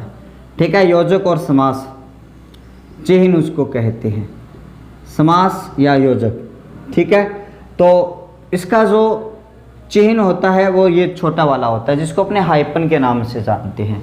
कहाँ पर प्रयोग में लिया जाता है, दो संज्ञाओं के बीच, दो संज्ञाओं के बीच, दो संज्ञाओं के बीच इनका प्रयोग किया जाता है। पहली बात आपको याद रखनी। दूसरी बात आपको याद रखनी है कि जहाँ पर द्वंद्व समास होता है, जहाँ पर द्वंद्व समास होता है, द्वंद्व समास में अगर आप उसका संधि करके शब्द लिख रहे हो तो वहाँ पर नहीं किया जाता। द्वंद्व समास हो गया, या फिर आपका तत्पुरुष हो गया, या फिर आपका अविभाव समास हो गया। तो इस तरीके से कुल मिलाकर अपने कह सकते हैं सभी समासों में इनका प्रयोग किया जा सकता है। तो यानी समास में प्रयोग, समास में प्रयोग। तो समास में प्रयोग होने के कारण इस चिन्ह का नाम क्या रख दिया गया, समास चिन्ह है वो नाम इसका रख दिया जाता है। ये चीज़ आपको यहाँ पर ध्यान रखनी है। तो दो चीज़ आपको ध्यान रखनी है कि आपका योजक चिन्ह है वो दो संज्ञाओं के बीच में किया जाता है, और आपके जो लगभग जो आपके विलोम शब्द होते हैं, विलोम शब्दों के बीच में भी इनका क्या कर दिया जाता है, शब्दों के बीच में भी इनका प्रयोग कर दिया जाता है। तो देखिए इतनी कंडीशन आपको बता रहा हूँ मैं कि विलोम शब्द है, चाहे आपके द्वंद्व, तत्पुरुष, अव्यय या सारे आपके जो समास है उनमें इनका प्रयोग कर दिया जाता है, और दो संज्ञाओं के बीच में भी इनका प्रयोग कर दिया जाता है। अच्छी तरीके से आपको याद रखना। जहाँ पर आपने दोनों को संधि करके लिख दी वहाँ पर ये नहीं लगेगा। जहाँ पर आप संधि करके नहीं लिख रहे हो, अलग अलग लिख रहे हो, तो वहाँ पर इनका प्रयोग कर देंगे। जैसे अपने बात करें राम श्याम, ठीक है, ये हो गया। जिस तरीके द्वंद्व समास में आपने पढ़ा ही होगा, द्वंद्व समास में बात करते हैं जैसे सत्य और असत्य, सत्य या असत्य, इन दोनों को आप अलग अलग लिखते हो तो ऐसे लिखना होगा, है ना। और बात करें जैसे मान लो अविभाव समास है, जैसे मैं बात करूं, जैसे हमने शब्द लिखा अलग अलग, शब्द लिखा हमने अलग अलग, ठीक है। शब्द लिखते हैं हम पल पल, शब्द क्या लिखते हैं अपने, पल पल, और इनके बीच में जो हाइफन हमने लगाया जिसको आप क्या कह सकते हो, योजक कह सकते हो। विलोम शब्द जैसे बात करूं भाई दिन रात, ठीक है, जंगम का स्थावर, तो इस तरीके से इन शब्दों के बीच में भी आप योजक चिन्ह का प्रयोग अच्छी तरीके से कर सकते हो। 9 नंबर पर बात करूं मैं, कौन सा आता है आपके ऊपर, आपके साथ 9 नंबर जो विराम चिन्ह है जिसका नाम होता है जी निदेशक चिन्ह। निदेशक चिन्ह का प्रयोग कहाँ किया जाता है, निदेशक चिन्ह का जो विराम चिन्ह होता है ये होता है आपका डैश।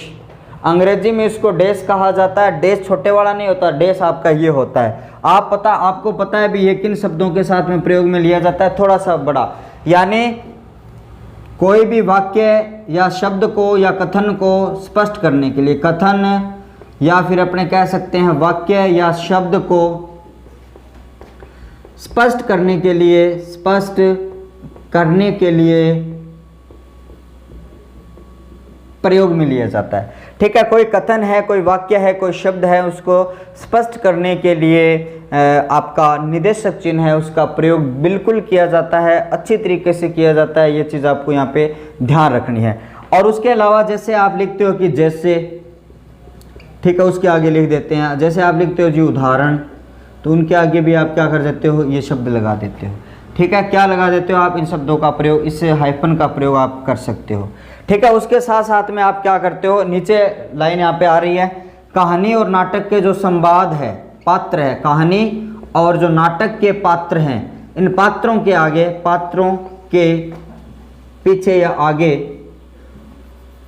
पात्रों के पीछे लगा देता हूँ, पात्रों के पीछे इनका प्रयोग किया जाता है, इनका प्रयोग किया जाता है। ये मैं आपको समझाने वाला हूँ कैसे किया जाता है। जैसे मान लो कोई नाटक लिख रहे हैं, कोई कहानी लिख रहे हैं, तो यहाँ पर लिख रहा हूँ, इसको थोड़ा सा मैं यहाँ पे समझा रहा हूँ, थोड़ा सा देखना इस वाली बात को यहाँ पे समझा रहा हूँ। जैसे अपने लगाते हैं तो उसके साथ में इसका प्रयोग कर दिया जाता है, यहाँ पर उदाहरण के सामने प्रयोग कर दिया जाता है। जैसे मान लो कोई नाटक चल रहा है, ठीक है, कोई नाटक चल रहा है, मान लो किसका चल रहा है, मान लेते हैं अपने उपन्यास चल रहा है, कोई उपन्यास या कहानी चल रही है। जैसे मान लेते हैं लहना सिंह वाली चल रही कहानी, तो लहना सिंह एक पात्र है और लहना सिंह के आगे आप ये लिखते हो भी लहना सिंह ने कहा, यानी ये क्या काम करता है, इनके आगे लगाकर ये जो क्या कहना चाह रहे हैं, इनका जो संवाद है उस संवाद को प्रदर्शित करने के लिए इसका प्रयोग किया जाता है। तो पात्रों के नामों के आगे इनका प्रयोग है वो अच्छी तरीके से किया जाता है, ये आपको याद रखना है, ठीक है। थोड़ा सा मैं आपको पीछे लेके जाता हूँ। ये योजक है, योजक कहाँ पर प्रयोग किया जाता है, यहाँ पर नोट लगा के लिख लोगे।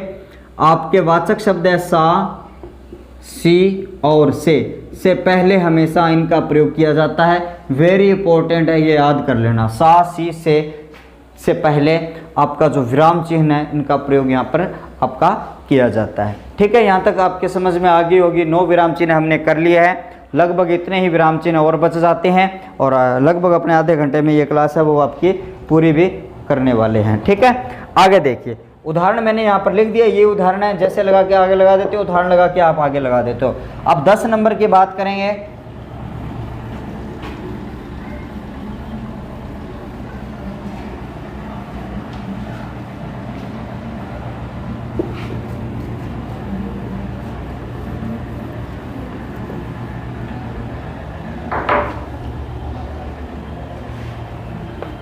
दस नंबर पर अपना विवरण चिन्ह आएगा, हेडिंग डालेना आप विवरण चिन्ह।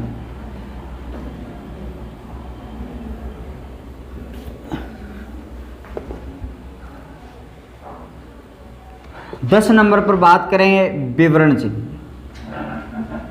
विवरण विराम चिन्ह।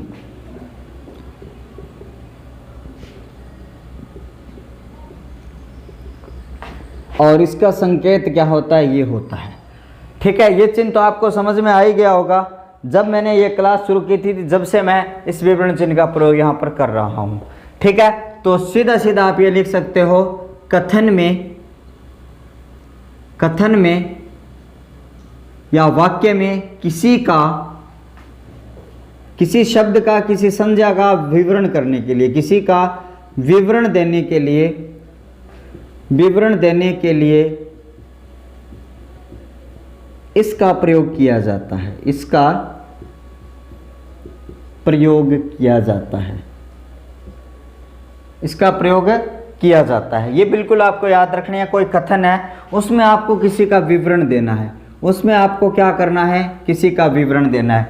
जहां पर आप निदेशक चिन्ह लगा रहे हो उसके स्थान पर आप क्या कर सकते हो, अमूमन तौर पे आप विवरण चिन्ह का भी प्रयोग यहाँ पे कर सकते हो, ठीक है। कथनों में आप नहीं कर सकते, जब संवादों के नाम आप लिख रहे हो, पात्रों के नाम लिख रहे हो तो वहां पर आप नहीं कर सकते। लेकिन जैसे मान लो जैसे आप लगाते हो तो उसके सामने लगा सकते हो। और जिस तरीके से आपको किसी के प्रकार दर्शाने, जैसे संज्ञा के प्रकार लगाने हैं तो आप यहाँ पर ये वाला भी लगा सकते हो और आप क्या कर सकते हो, ये भी लगा सकते हो कि भाई 3 प्रकार का होता है, पहला, दूसरा और आपका तीसरा प्रकार। इस तरीके से आप विवरण चिन्ह का प्रयोग किसी कथन में विवरण देने के लिए इस चिन्ह का क्या करते हैं, प्रयोग करते हैं। जिस तरीके से मैंने ये लिखा, जैसे शब्द मैंने लगाया, जैसे अपने ये भी लगा सकते हैं और जैसे के साथ में अपने क्या कर सकते हैं, ये भी लगा सकते हैं। ये भी आपका सही है, गलत नहीं होगा, क्योंकि ये भी आपका विवरण देने के लिए होता है, ये आपका निर्देश देने के लिए होता है। तो इस तरीके से इनका प्रयोग है वो किया जाता है। 11 नंबर पर आपका जो विराम चिन्ह आता है वो आता है जी कोष्टक विराम चिन्ह। कोई छूट जाए तो भाई देख लेना, बता लेना, बाकी मैं पूरे करवा दूंगा, ठीक है। विराम चिन्ह संख्या ऊपर नीचे हो सकती है। अब देखिए, मुझे कोष्टक विवरण चिन्ह का विवरण बताना है, इस कारण से मैंने इस विवरण का प्रयोग यहाँ पे किया और लगभग मैं यहाँ पर क्या कर रहा हूँ, प्रयोग कर रहा हूँ। तो इसका क्या होता है जी, पहला ब्रैकेट और दूसरा ब्रैकेट और एक और ब्रैकेट होता है, जो कौन सा होता है, जिसे बड़ा ब्रैकेट, मजला ब्रैकेट, ये छोटा ब्रैकेट इसको कहा जाता है। तो अमूमन सबसे ज़्यादा जो हिंदी में आपका ब्रैकेट प्रयोग में लिया जाता है वो गोल वाला प्रयोग में लिया जाता है।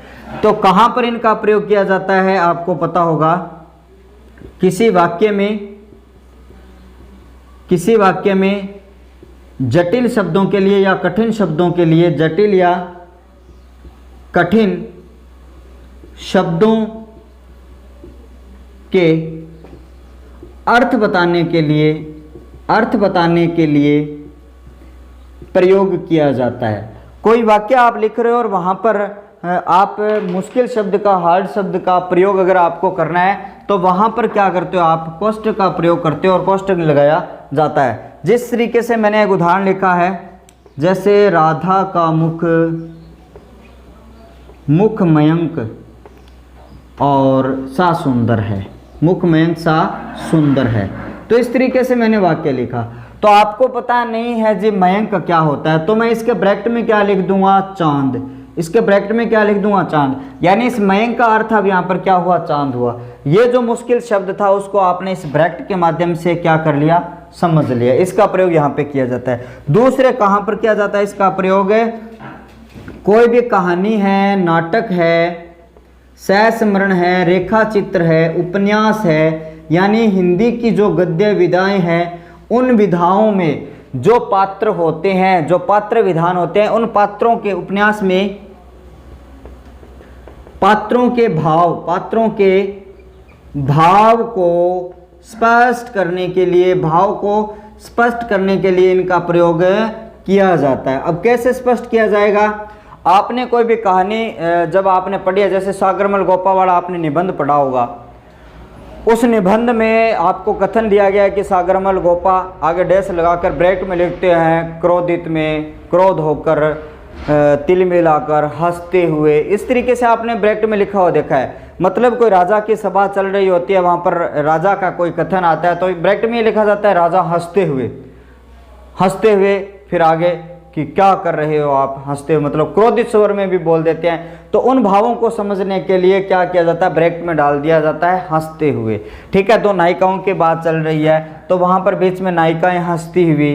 तो जैसे मान लो आपका कोई परशु और लक्ष्मण संवाद चल रहा है, तो लक्ष्मण आप परशुराम वो कहता है रे नृप बालक, और ब्रैकेट में लिख दिया जाता है क्रोधित स्वर में। ठीक है, तो जो आपका परशुराम है वो क्रोधित होता है। इस कारण से ब्रैकेट में उसका भाव लिखने के लिए, उसका जो भाव है वो स्पष्ट करने के लिए ब्रैकेट में डाल दिया जाता है ताकि आप उस भाव को समझ पाओ। तो वहाँ पर कहानी, नाटक, उपन्यास में पात्रों को भाव को स्पष्ट करने के लिए कोष्ठक का प्रयोग किया जाता है। कोई भी जटिल शब्द आ गया वाक्य के अंदर, उस जटिल का अर्थ स्पष्ट करने के लिए किसका प्रयोग किया जाता है, कोष्ठक का प्रयोग किया जाता है। अच्छी तरीके से समझ में आ गया होगा आपके, है ना। आगे चलता हूं मैं, है ना। कोष्ठक बाद में किसका प्रयोग करना है, हाँ जी, अब अपने बात करेंगे। अगला जो है आपका त्रुटि और दोनों लोप है, उन दोनों की बात अपने यहाँ से करने वाले हैं।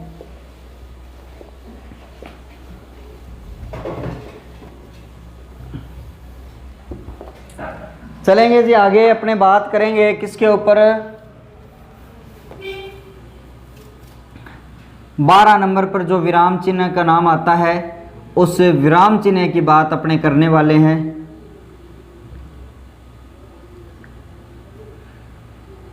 और उसका नाम है जी त्रुटि, त्रुटि पूरक, त्रुटि होगी जी, नाम से स्पष्ट है, त्रुटि होगी, जिसको विस्मरण भी कहते हैं और इसको क्या कहते हैं, हंस पद भी कहते हैं। एक ही नाम है सबके, या तो त्रुटि बोल दो या हंसपद बोल दो या विस्मरण। विस्मरण का मतलब भूल, त्रुटि का मतलब भूल, हंसपद का मतलब यहाँ पे भूल है। और उसका चिन्ह कौन सा होता है, इसका चिन्ह होता है जी आपका, एक तो इस तरीके से लिख दिया जाता है, कई बार इस तरीके से भी लिख दिया जाता है। दोनों तरीके के विराम चिन्ह यहाँ पे प्रयोग में लिए जाते हैं। यहाँ कहाँ पर लगते हैं ये बात आपको देखनी है। यानी किसी वाक्य में, किसी वाक्य या कथन में आवश्यक शब्द भूल जाते हैं, आवश्यक शब्द लिखना भूल जाते हैं, आवश्यक शब्द लिखना भूल जाते हैं, आवश्यक शब्द लिखना भूल जाते हैं, तो उस स्थान पर क्या किया जाता है, उस स्थान पर ये लगाया जाता है। तो सबसे इंपॉर्टेंट बात आपको ध्यान रखनी है, जिस स्थान पर यह इसका प्रयोग किया जाएगा, जिस स्थान पर इसका प्रयोग किया जाएगा, ये बात सबसे इंपॉर्टेंट है, इसका प्रयोग किया जाएगा उसके ऊपर शब्द लिखा जाता है, उसके ऊपर शब्द लिखा जाता है, उसके ऊपर शब्द लिखा जाता है, लिखा जाता है, न कि नीचे, न कि नीचे। इस बात को समझना मैंने क्या लिखा है कि किसी वाक्य में कोई आवश्यक शब्द आप लिखना भूल जाते हो, मतलब आप कोई वाक्य लिख रहे हो, कोई कथन लिख रहे हो, उसमें आपको एक आवश्यक शब्द लिखना था और भूल बस आपने वो शब्द लिखा नहीं, शब्द बड़ा है, बीच में आ नहीं सकता, तो आप इस विराम चिन्ह का प्रयोग कर सकते हो अच्छी तरीके से। जैसे मैं लिखता हूं राम, राम सूरज श्याम, ठीक है, समीना और गोपाल व मनीषा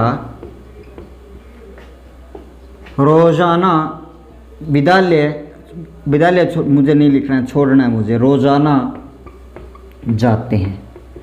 अब कोई बात है हमें स्पष्ट नहीं हो रही कि कहाँ जाते हैं, मुझे तो ये लिखना था, ये जो नाम हमने लिखे हैं नामों के बीच में यहाँ पर मैं शब्द लिखना भूल गया, यहाँ पर शब्द लिखना भूल गया मैं विद्यालय, और इतनी सी जगह पर नाम आ नहीं सकता, तो हम क्या करते हैं, या तो ये वाला लगा देते हैं या ये वाला। निशान तो आपका नीचे लगाना है, लेकिन आपको शब्द कहाँ लिखना है, यहाँ लिखना है, यहाँ शब्द यहाँ लिखना है विद्यालय। तो ये वाला जो आपका रूल है वो राइट हो जाएगा। अगर आपने यहाँ लगा दिया विद्यालय, आपने यहाँ लगा दिया विद्यालय, तो ये क्या हो जाएगा, गलत हो जाएगा। तो यही बात मैंने आपको बताई है कि इसका प्रयोग है वो कहाँ लिखा जाता है, इसके ऊपर किया जाता है और नीचे नहीं किया जाता है। इस तरीके से जो आपका त्रुटिपूर्वक विस्मरणपूर्वक हस्पद है वो इस तरीके से लिखा जाता है।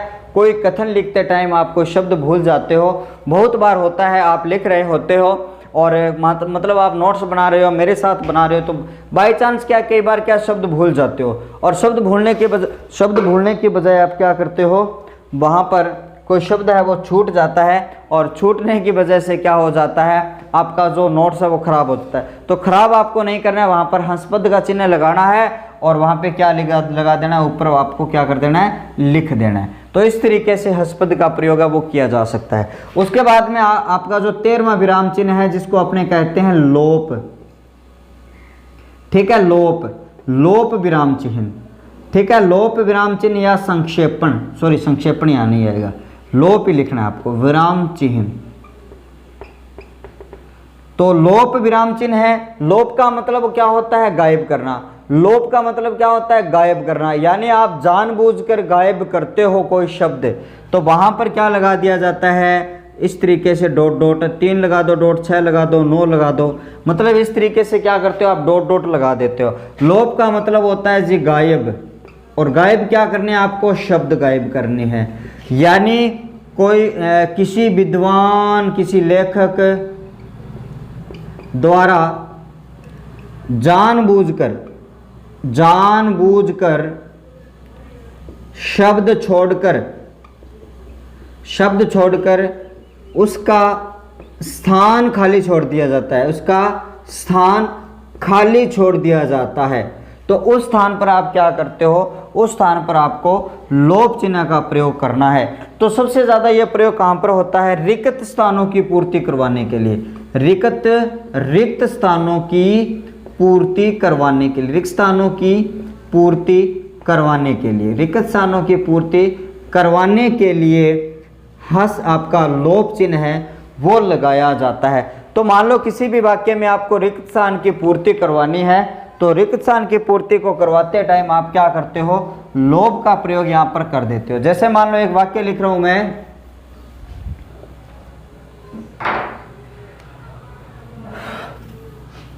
जैसे मैंने अभी यहाँ पे वाक्य लिखा था, ये वाला जो वाक्य है, ठीक है, इस वाक्य को मैं इस तरीके से लिखता हूं, सुरेश, महेश और रमेश, और जानबूझकर मैंने यहाँ पर 3 डॉट लगा दिए, 6 डॉट लगा दिए, खाली स्थान छोड़ दिया, और रोजाना जाते हैं। तो हमने यहाँ पर क्या किया है, बीच में डॉट लगाया, यानी रिक्त स्थानों की पूर्ति हमें करवानी है। ये लाइन लिखी है कि किसी लेखक द्वारा जानबूझकर शब्द को छोड़कर उसके स्थान को खाली छोड़ दिया जाता है। ये स्थान आपको यहाँ पे खाली दिखाई दे रहा है। और दूसरे शब्दों में मैंने ये लिखा, रिक्त स्थानों की पूर्ति करवाने के लिए इसका प्रयोग किया जाता है। अब यहाँ पर क्या लिखना है जी, आपको विद्यालय लिखना है। तो इस तरीके से इनका प्रयोग है वो रिक्त स्थानों की पूर्ति के लिए किया जाता है, याद रखना है। आपका जो त्रुटिपूर्वक है वहां पर आपसे गलती हो जाती है शब्द लिखने में, लेकिन आपका ये जो है लोप है वहां पर आप क्या कर देते हो, कोई शब्द लोप ही कर देते हो, शब्द को छोड़ देते हो। उस कारण से इनका प्रयोग यहाँ पे अच्छी तरीके से किया जाता है, बिल्कुल किया जाता हुआ है ना। आगे चलते हैं, अगला जो आपका चिन्ह है उस चिन्ह की बात करेंगे। अब छोटे छोटे आपके चिन्ह बचे हुए हैं, उनको क्या करते हैं, फटाफट लिखने की कोशिश करते हैं। टाइम आपका हो रहा है जी 1:20 हो चुका है, यानी 1 घंटा 20 मिनट आपका मैं ले चुका हूँ, यानी लगभग 10 या 12 मिनट की क्लास और रहने वाली है। फिर आपके कोई भी डाउट नहीं रहेगा यहाँ पे, किसके संदर्भ में, विराम चिन्हों के संदर्भ में, ठीक है। ऑफलाइन में तो भाई साहब ये तीन क्लासों में क्या करते हैं, अपने इनको पूरा करते हैं, लेकिन क्योंकि यहाँ पर एक संवाद है वो एक तरफा चलता है, क्लास में संवाद है वो 2 तरफा चलता है। तो भाई क्लास होती तो यहाँ पे टाइम यहाँ भी ज़्यादा लग जाता, लेकिन तो यहाँ पे संवाद है वो एक तरफा चल रहा है, तो एक तरफा संवाद चलेगा तो भाई टाइम कम ही लगेगा थोड़ा सा, है ना। टाइम यहाँ पर कम लग रहा है, कोई बात नहीं, लेकिन आपके कॉन्सेप्ट अच्छी तरीके से क्या होना चाहिए, क्लियर होना चाहिए। और 14वां जो आपका प्रकार है उस प्रकार का नाम मैं यहाँ पे लिख रहा हूँ। 14वां प्रकार आपका आ जाएगा लाघव, लाघव या फिर संक्षेपण। लाघव या फिर कौन सा आ जाएगा आपका, संक्षेपण विराम चिन्ह, ठीक है। लाघव या संक्षेपण विराम चिन्ह, तो लाघव या संक्षेपण विराम चिन्ह है, उसको आपको अच्छी तरीके से देखना है। लाघव या संक्षेपण विराम चिन्ह क्या होता है, देखिए कोई भी शब्द है उसको आप क्या करते हो, छोटा करते हो, जानबूझकर क्या करते हो, छोटा करते हो।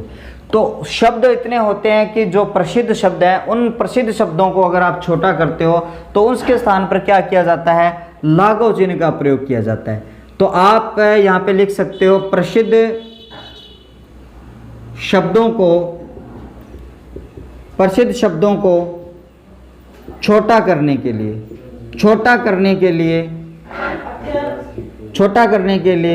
लाघव या संक्षेपण चिन्ह का प्रयोग यहाँ पे किया जाता है। देखेंगे आगे कि प्रसिद्ध शब्दों को छोटा करने के लिए आ गया, जैसे मान लो कोई शहर का नाम है, कोई शहर का नाम जिसको छोटा करना है आपको, तो उनके स्थान पर क्या है, कोई उपाधियां हैं, ठीक है। जिस तरीके से कोई उपाधियां हैं उन उपाधियों को क्या किया जाता है, छोटा किया जाता है, ठीक है। उपाधियों को छोटा करने के लिए क्या किया जाता है, इनका प्रयोग है आपका किया जाता है। अब यहाँ पर देखेंगे अपने कि जैसे जिस तरीके से कोई शहर का नाम है, जिस तरीके से हमने शब्द लिखा है संयुक्त राष्ट्र संघ, ये एक जो नाम है, देखिए इसको अपने लाघव किस तरीके से करते हैं, आप क्या करते हो, इसको लिख दिया जाता है संयुक्त राष्ट्र संघ, ठीक है। इस तरीके से संयुक्त राष्ट्र संघ है, इस तरीके से लिख दिया जाता है।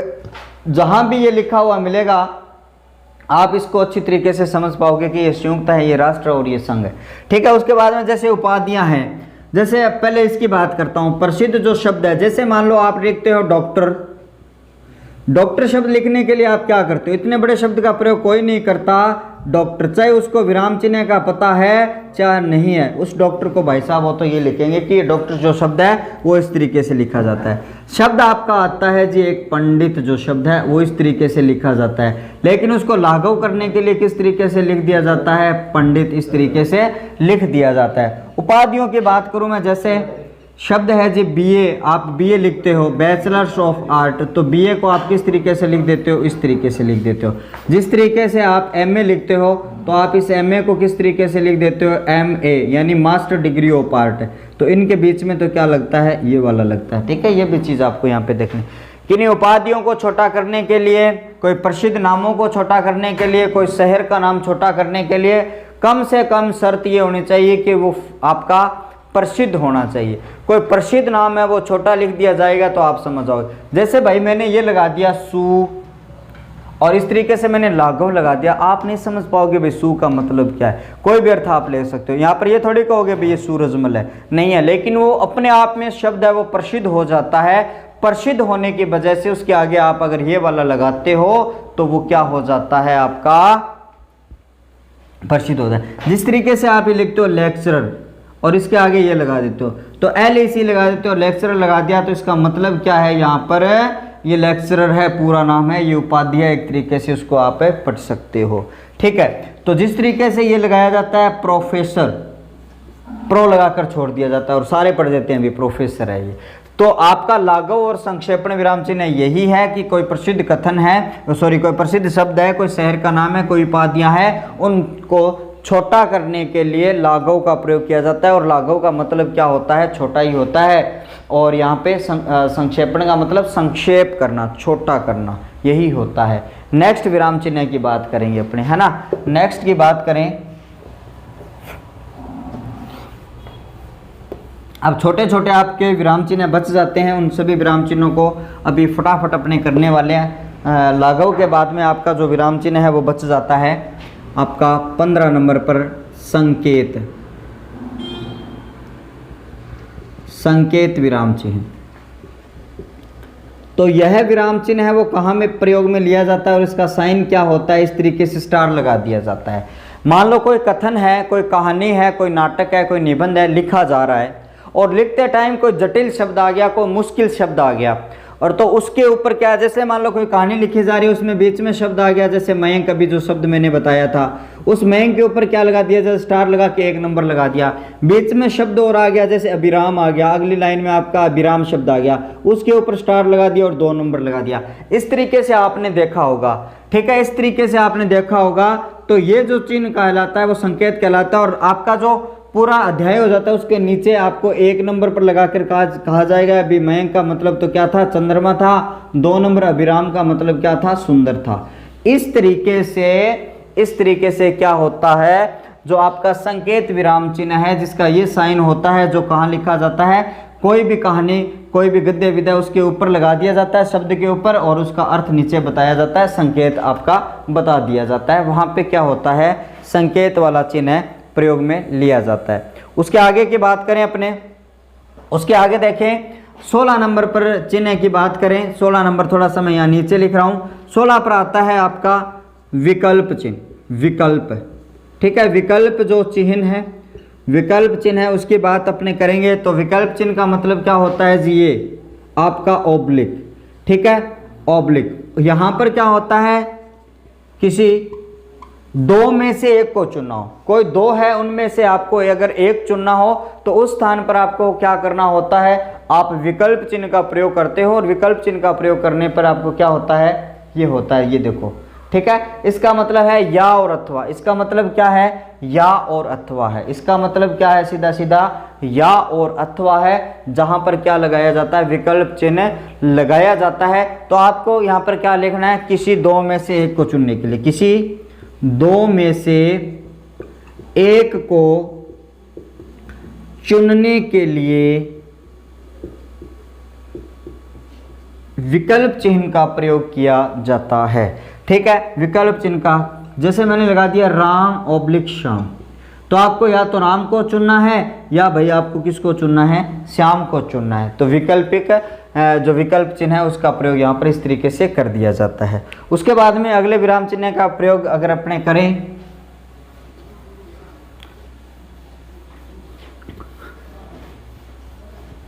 अगले विराम चिन्ह का अगर प्रयोग अपने करें तो अगला जो आपका 17 नंबर पर जो विराम चिन्ह आता है, जिसका नाम होता है आपका, ठीक है, डिटेल में मैंने नहीं बताया था, समता सूचक, तुलना सूचक, और जिसको आप बराबर भी कहते हो, जिसको आप क्या कहते हो? बराबर। ठीक है, और ये जो संकेत होता है इस तरीके से होता है। और इस का अर्थ यहाँ पर क्या होता है? यानी कठिन शब्दार्थों का अर्थ बताने के लिए, कठिन शब्दार्थों का अर्थ बताने के लिए इसका प्रयोग किया जाता है। कठिन शब्दार्थों का अर्थ बताने के लिए इसका प्रयोग यहाँ पर किया जाता है बराबर। जिस तरीके से मान लो कोई भी कठिन शब्द आ गया, जैसे आपको अध्याय पढ़ते हो और इसके अंत में क्या है, इस तरीके से मान लो ये शब्द आ गया, इसके बराबर क्या है? ये वाला सुंदर है।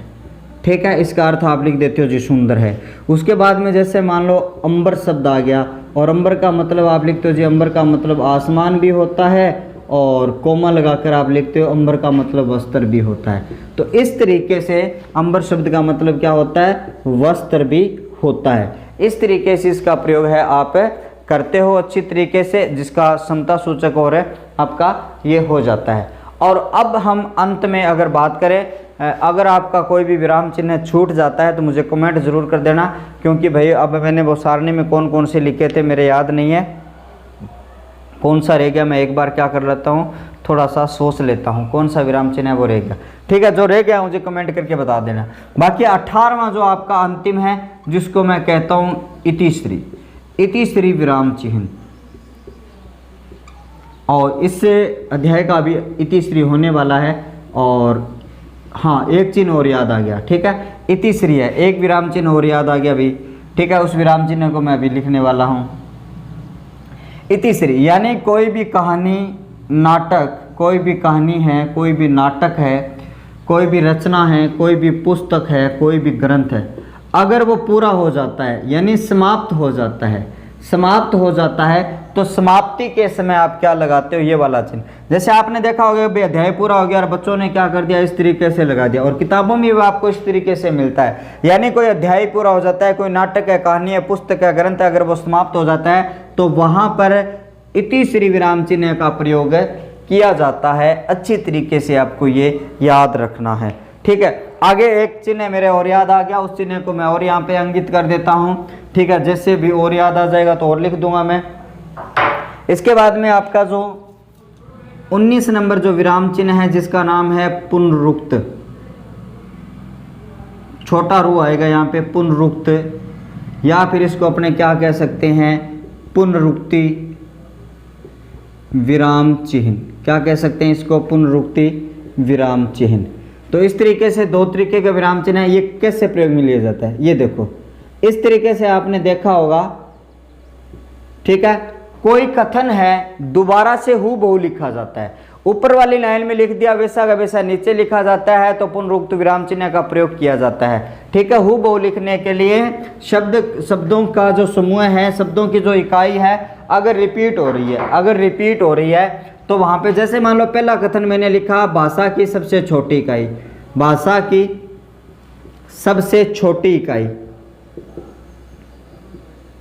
यहाँ पर यह कथन लिख दिया मैंने। और दूसरा कथन मैंने लिख दिया जी भाषा की, अब लाइन खींचते हैं ना, ये लाइन, ये तो गलत है, ये लाइन गलत है, तो आपको क्या लगाना है, भाषा की सबसे छोटी, छोटी तक लिखना है। और उसके बाद में मुझे लगाना है सार्थक इकाई, इसके आगे क्या लगाना है जी, सार्थक इकाई। यहाँ पर छोटी इकाई थी, यहाँ पर सार्थक इकाई थी। उसके बाद में लिखता हूँ जी भाषा की बड़ी इकाई, भाषा की बड़ी इकाई, भाषा की बड़ी इकाई। तो इस तरीके से यहाँ पर जो मैंने जिस चिन्ह का प्रयोग किया है वो चिन्ह क्या कहलाता है, विराम चिन्ह कहलाता है। आप ये समझ जाना कि ये पुनरुक्त है, यानी दोबारा से कोई उक्त मतलब कहना होता है, कोई दोबारा से कथन यहाँ पर कहा जाता है। इस तरीके से मैंने यहाँ पर लगभग आपको सभी जो विराम चिन्ह हैं, लगभग किताबों में आपको 15-16 विराम चिन्ह मिलेंगे। 19 और एक विराम चिन्ह को मैंने साथ में करवा दिया, 20 विराम चिन्ह हैं, वो मैंने अच्छी तरीके से आपको एक एक करके हल करवा दिया है। डाउट रहता है तो भाई कमेंट में कर देना, डाउट आपका क्या रहता है। बाकी मैंने डाउट यहाँ पे छोड़ा है नहीं। कैसी लगी आपको ये क्लास, ज़रूर मुझे कमेंट के माध्यम से आप बताने वाले हो। और नेक्स्ट क्लास भी मैं आपके लिए बहुत बढ़िया क्लास लेके आने वाला हूँ। लिंग वचन पर मैं बात यहाँ पे करने वाला हूँ अगली क्लास में, क्योंकि लिंग वचन मेरे YouTube चैनल पर नहीं पढ़ाया गया है। इसके बाद में जो आपका काल का टॉपिक लगता है वो आप अलग प्लेलिस्ट में जाकर देख लेना। आई बटन में आपके लगा दूंगा और डिस्क्रिप्शन में भी आपकी जो रेट की जो हिंदी व्याकरण है उसकी पूरी की पूरी प्लेलिस्ट नीचे लगा दी जाएगी।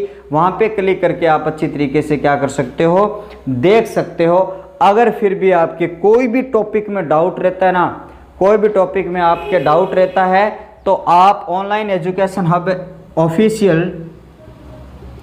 ऑफिशियल ऑनलाइन एजुकेशन हब का जो टेलीग्राम है, ठीक है, उस टेलीग्राम को आप सब्सक्राइब कर लेना, ज्वाइन कर लेना। और ज्वाइन पर आप अपना डाउट्स है वो डाउट्स मुझे क्या कर देना, भेज देना। जो डाउट है वो मुझे भेज देना और उस डाउट के माध्यम से आपका जो सॉल्यूशन है, जो जवाब है, वो अच्छी तरीके से मिल जाएगा। ठीक है, तो आशा करता हूँ कि यह क्लास आपको अच्छी लगी होगी। और पूरी लंबी क्लास होने की वजह से, क्योंकि मैंने पहले ही कहा था विराम चिन्ह का टॉपिक चाहे 1 घंटा लगे चाहे 2 घंटा लगे चाहे 1.5 लगे, मैं एक ही क्लास में आपको पूरा करवाने वाला हूँ। एक ही फ्लो के साथ, एक ही मनोवेग के साथ में मैंने जिस तरीके से पढ़ाया उसी तरीके से आपने पढ़ा।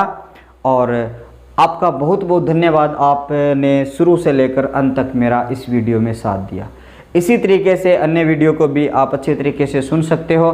हिंदी व्याकरण की जो शिक्षण विधियाँ उसकी 11-12 क्लास मैंने डाल दी है और जल्दी ही मैं आपकी सहायक सामग्रियों की क्लास भी शुरू करने वाला हूं, जिसमें सबसे पहले मैं पाठ्य पुस्तक पर बात करूंगा, उसके बाद में मैं सर्वे की बात करूंगा, उसके बाद में दृश्य की, और दृश्य सर्वे सामग्रियों में क्या क्या चीज़ें महत्वपूर्ण है उनके ऊपर बात करने वाला हूं। और ऐसे ऐसे अपने क्या करने वाले हैं, पूरी रीड तक मैं आपको 20-25 वीडियो के माध्यम से पूरी की पूरी यहाँ पर शिक्षण विधियाँ हैं वो करवा दूँगा। अगर आपने अभी तक शिक्षण विधियों की क्लास नहीं देखी है तो डिस्क्रिप्शन में मैं लिंक लगा रहा हूँ, आई बटन में भी लगा रहा हूँ, अच्छी तरीके से उनको देख लेना। समझ में आए या समझ में न आए, दोनों बातों के लिए मुझे आप बताओगे कि ये बात हमारे समझ में नहीं है, ये वाली बात हमारे समझ में आ गई, अच्छा आपने पढ़ाया, कमेंट आप जरूर करिए। तो फिर मिलेंगे नेक्स्ट क्लास में, तब तक के लिए आप अपना ख्याल रखिए, अच्छे से पढ़िए क्योंकि रीट बिल्कुल नज़दीक है, और हंसते रहिए, मुस्कुराते रहिए, ठीक है। किसी ने कहा है कि जिसकी मस्ती जिंदा है ना, उसकी हस्ती जिंदा है और उसकी बस्ती जिंदा है। तो मस्त रहिए, हंसते रहिए। बहुत बहुत धन्यवाद। जय हिंद।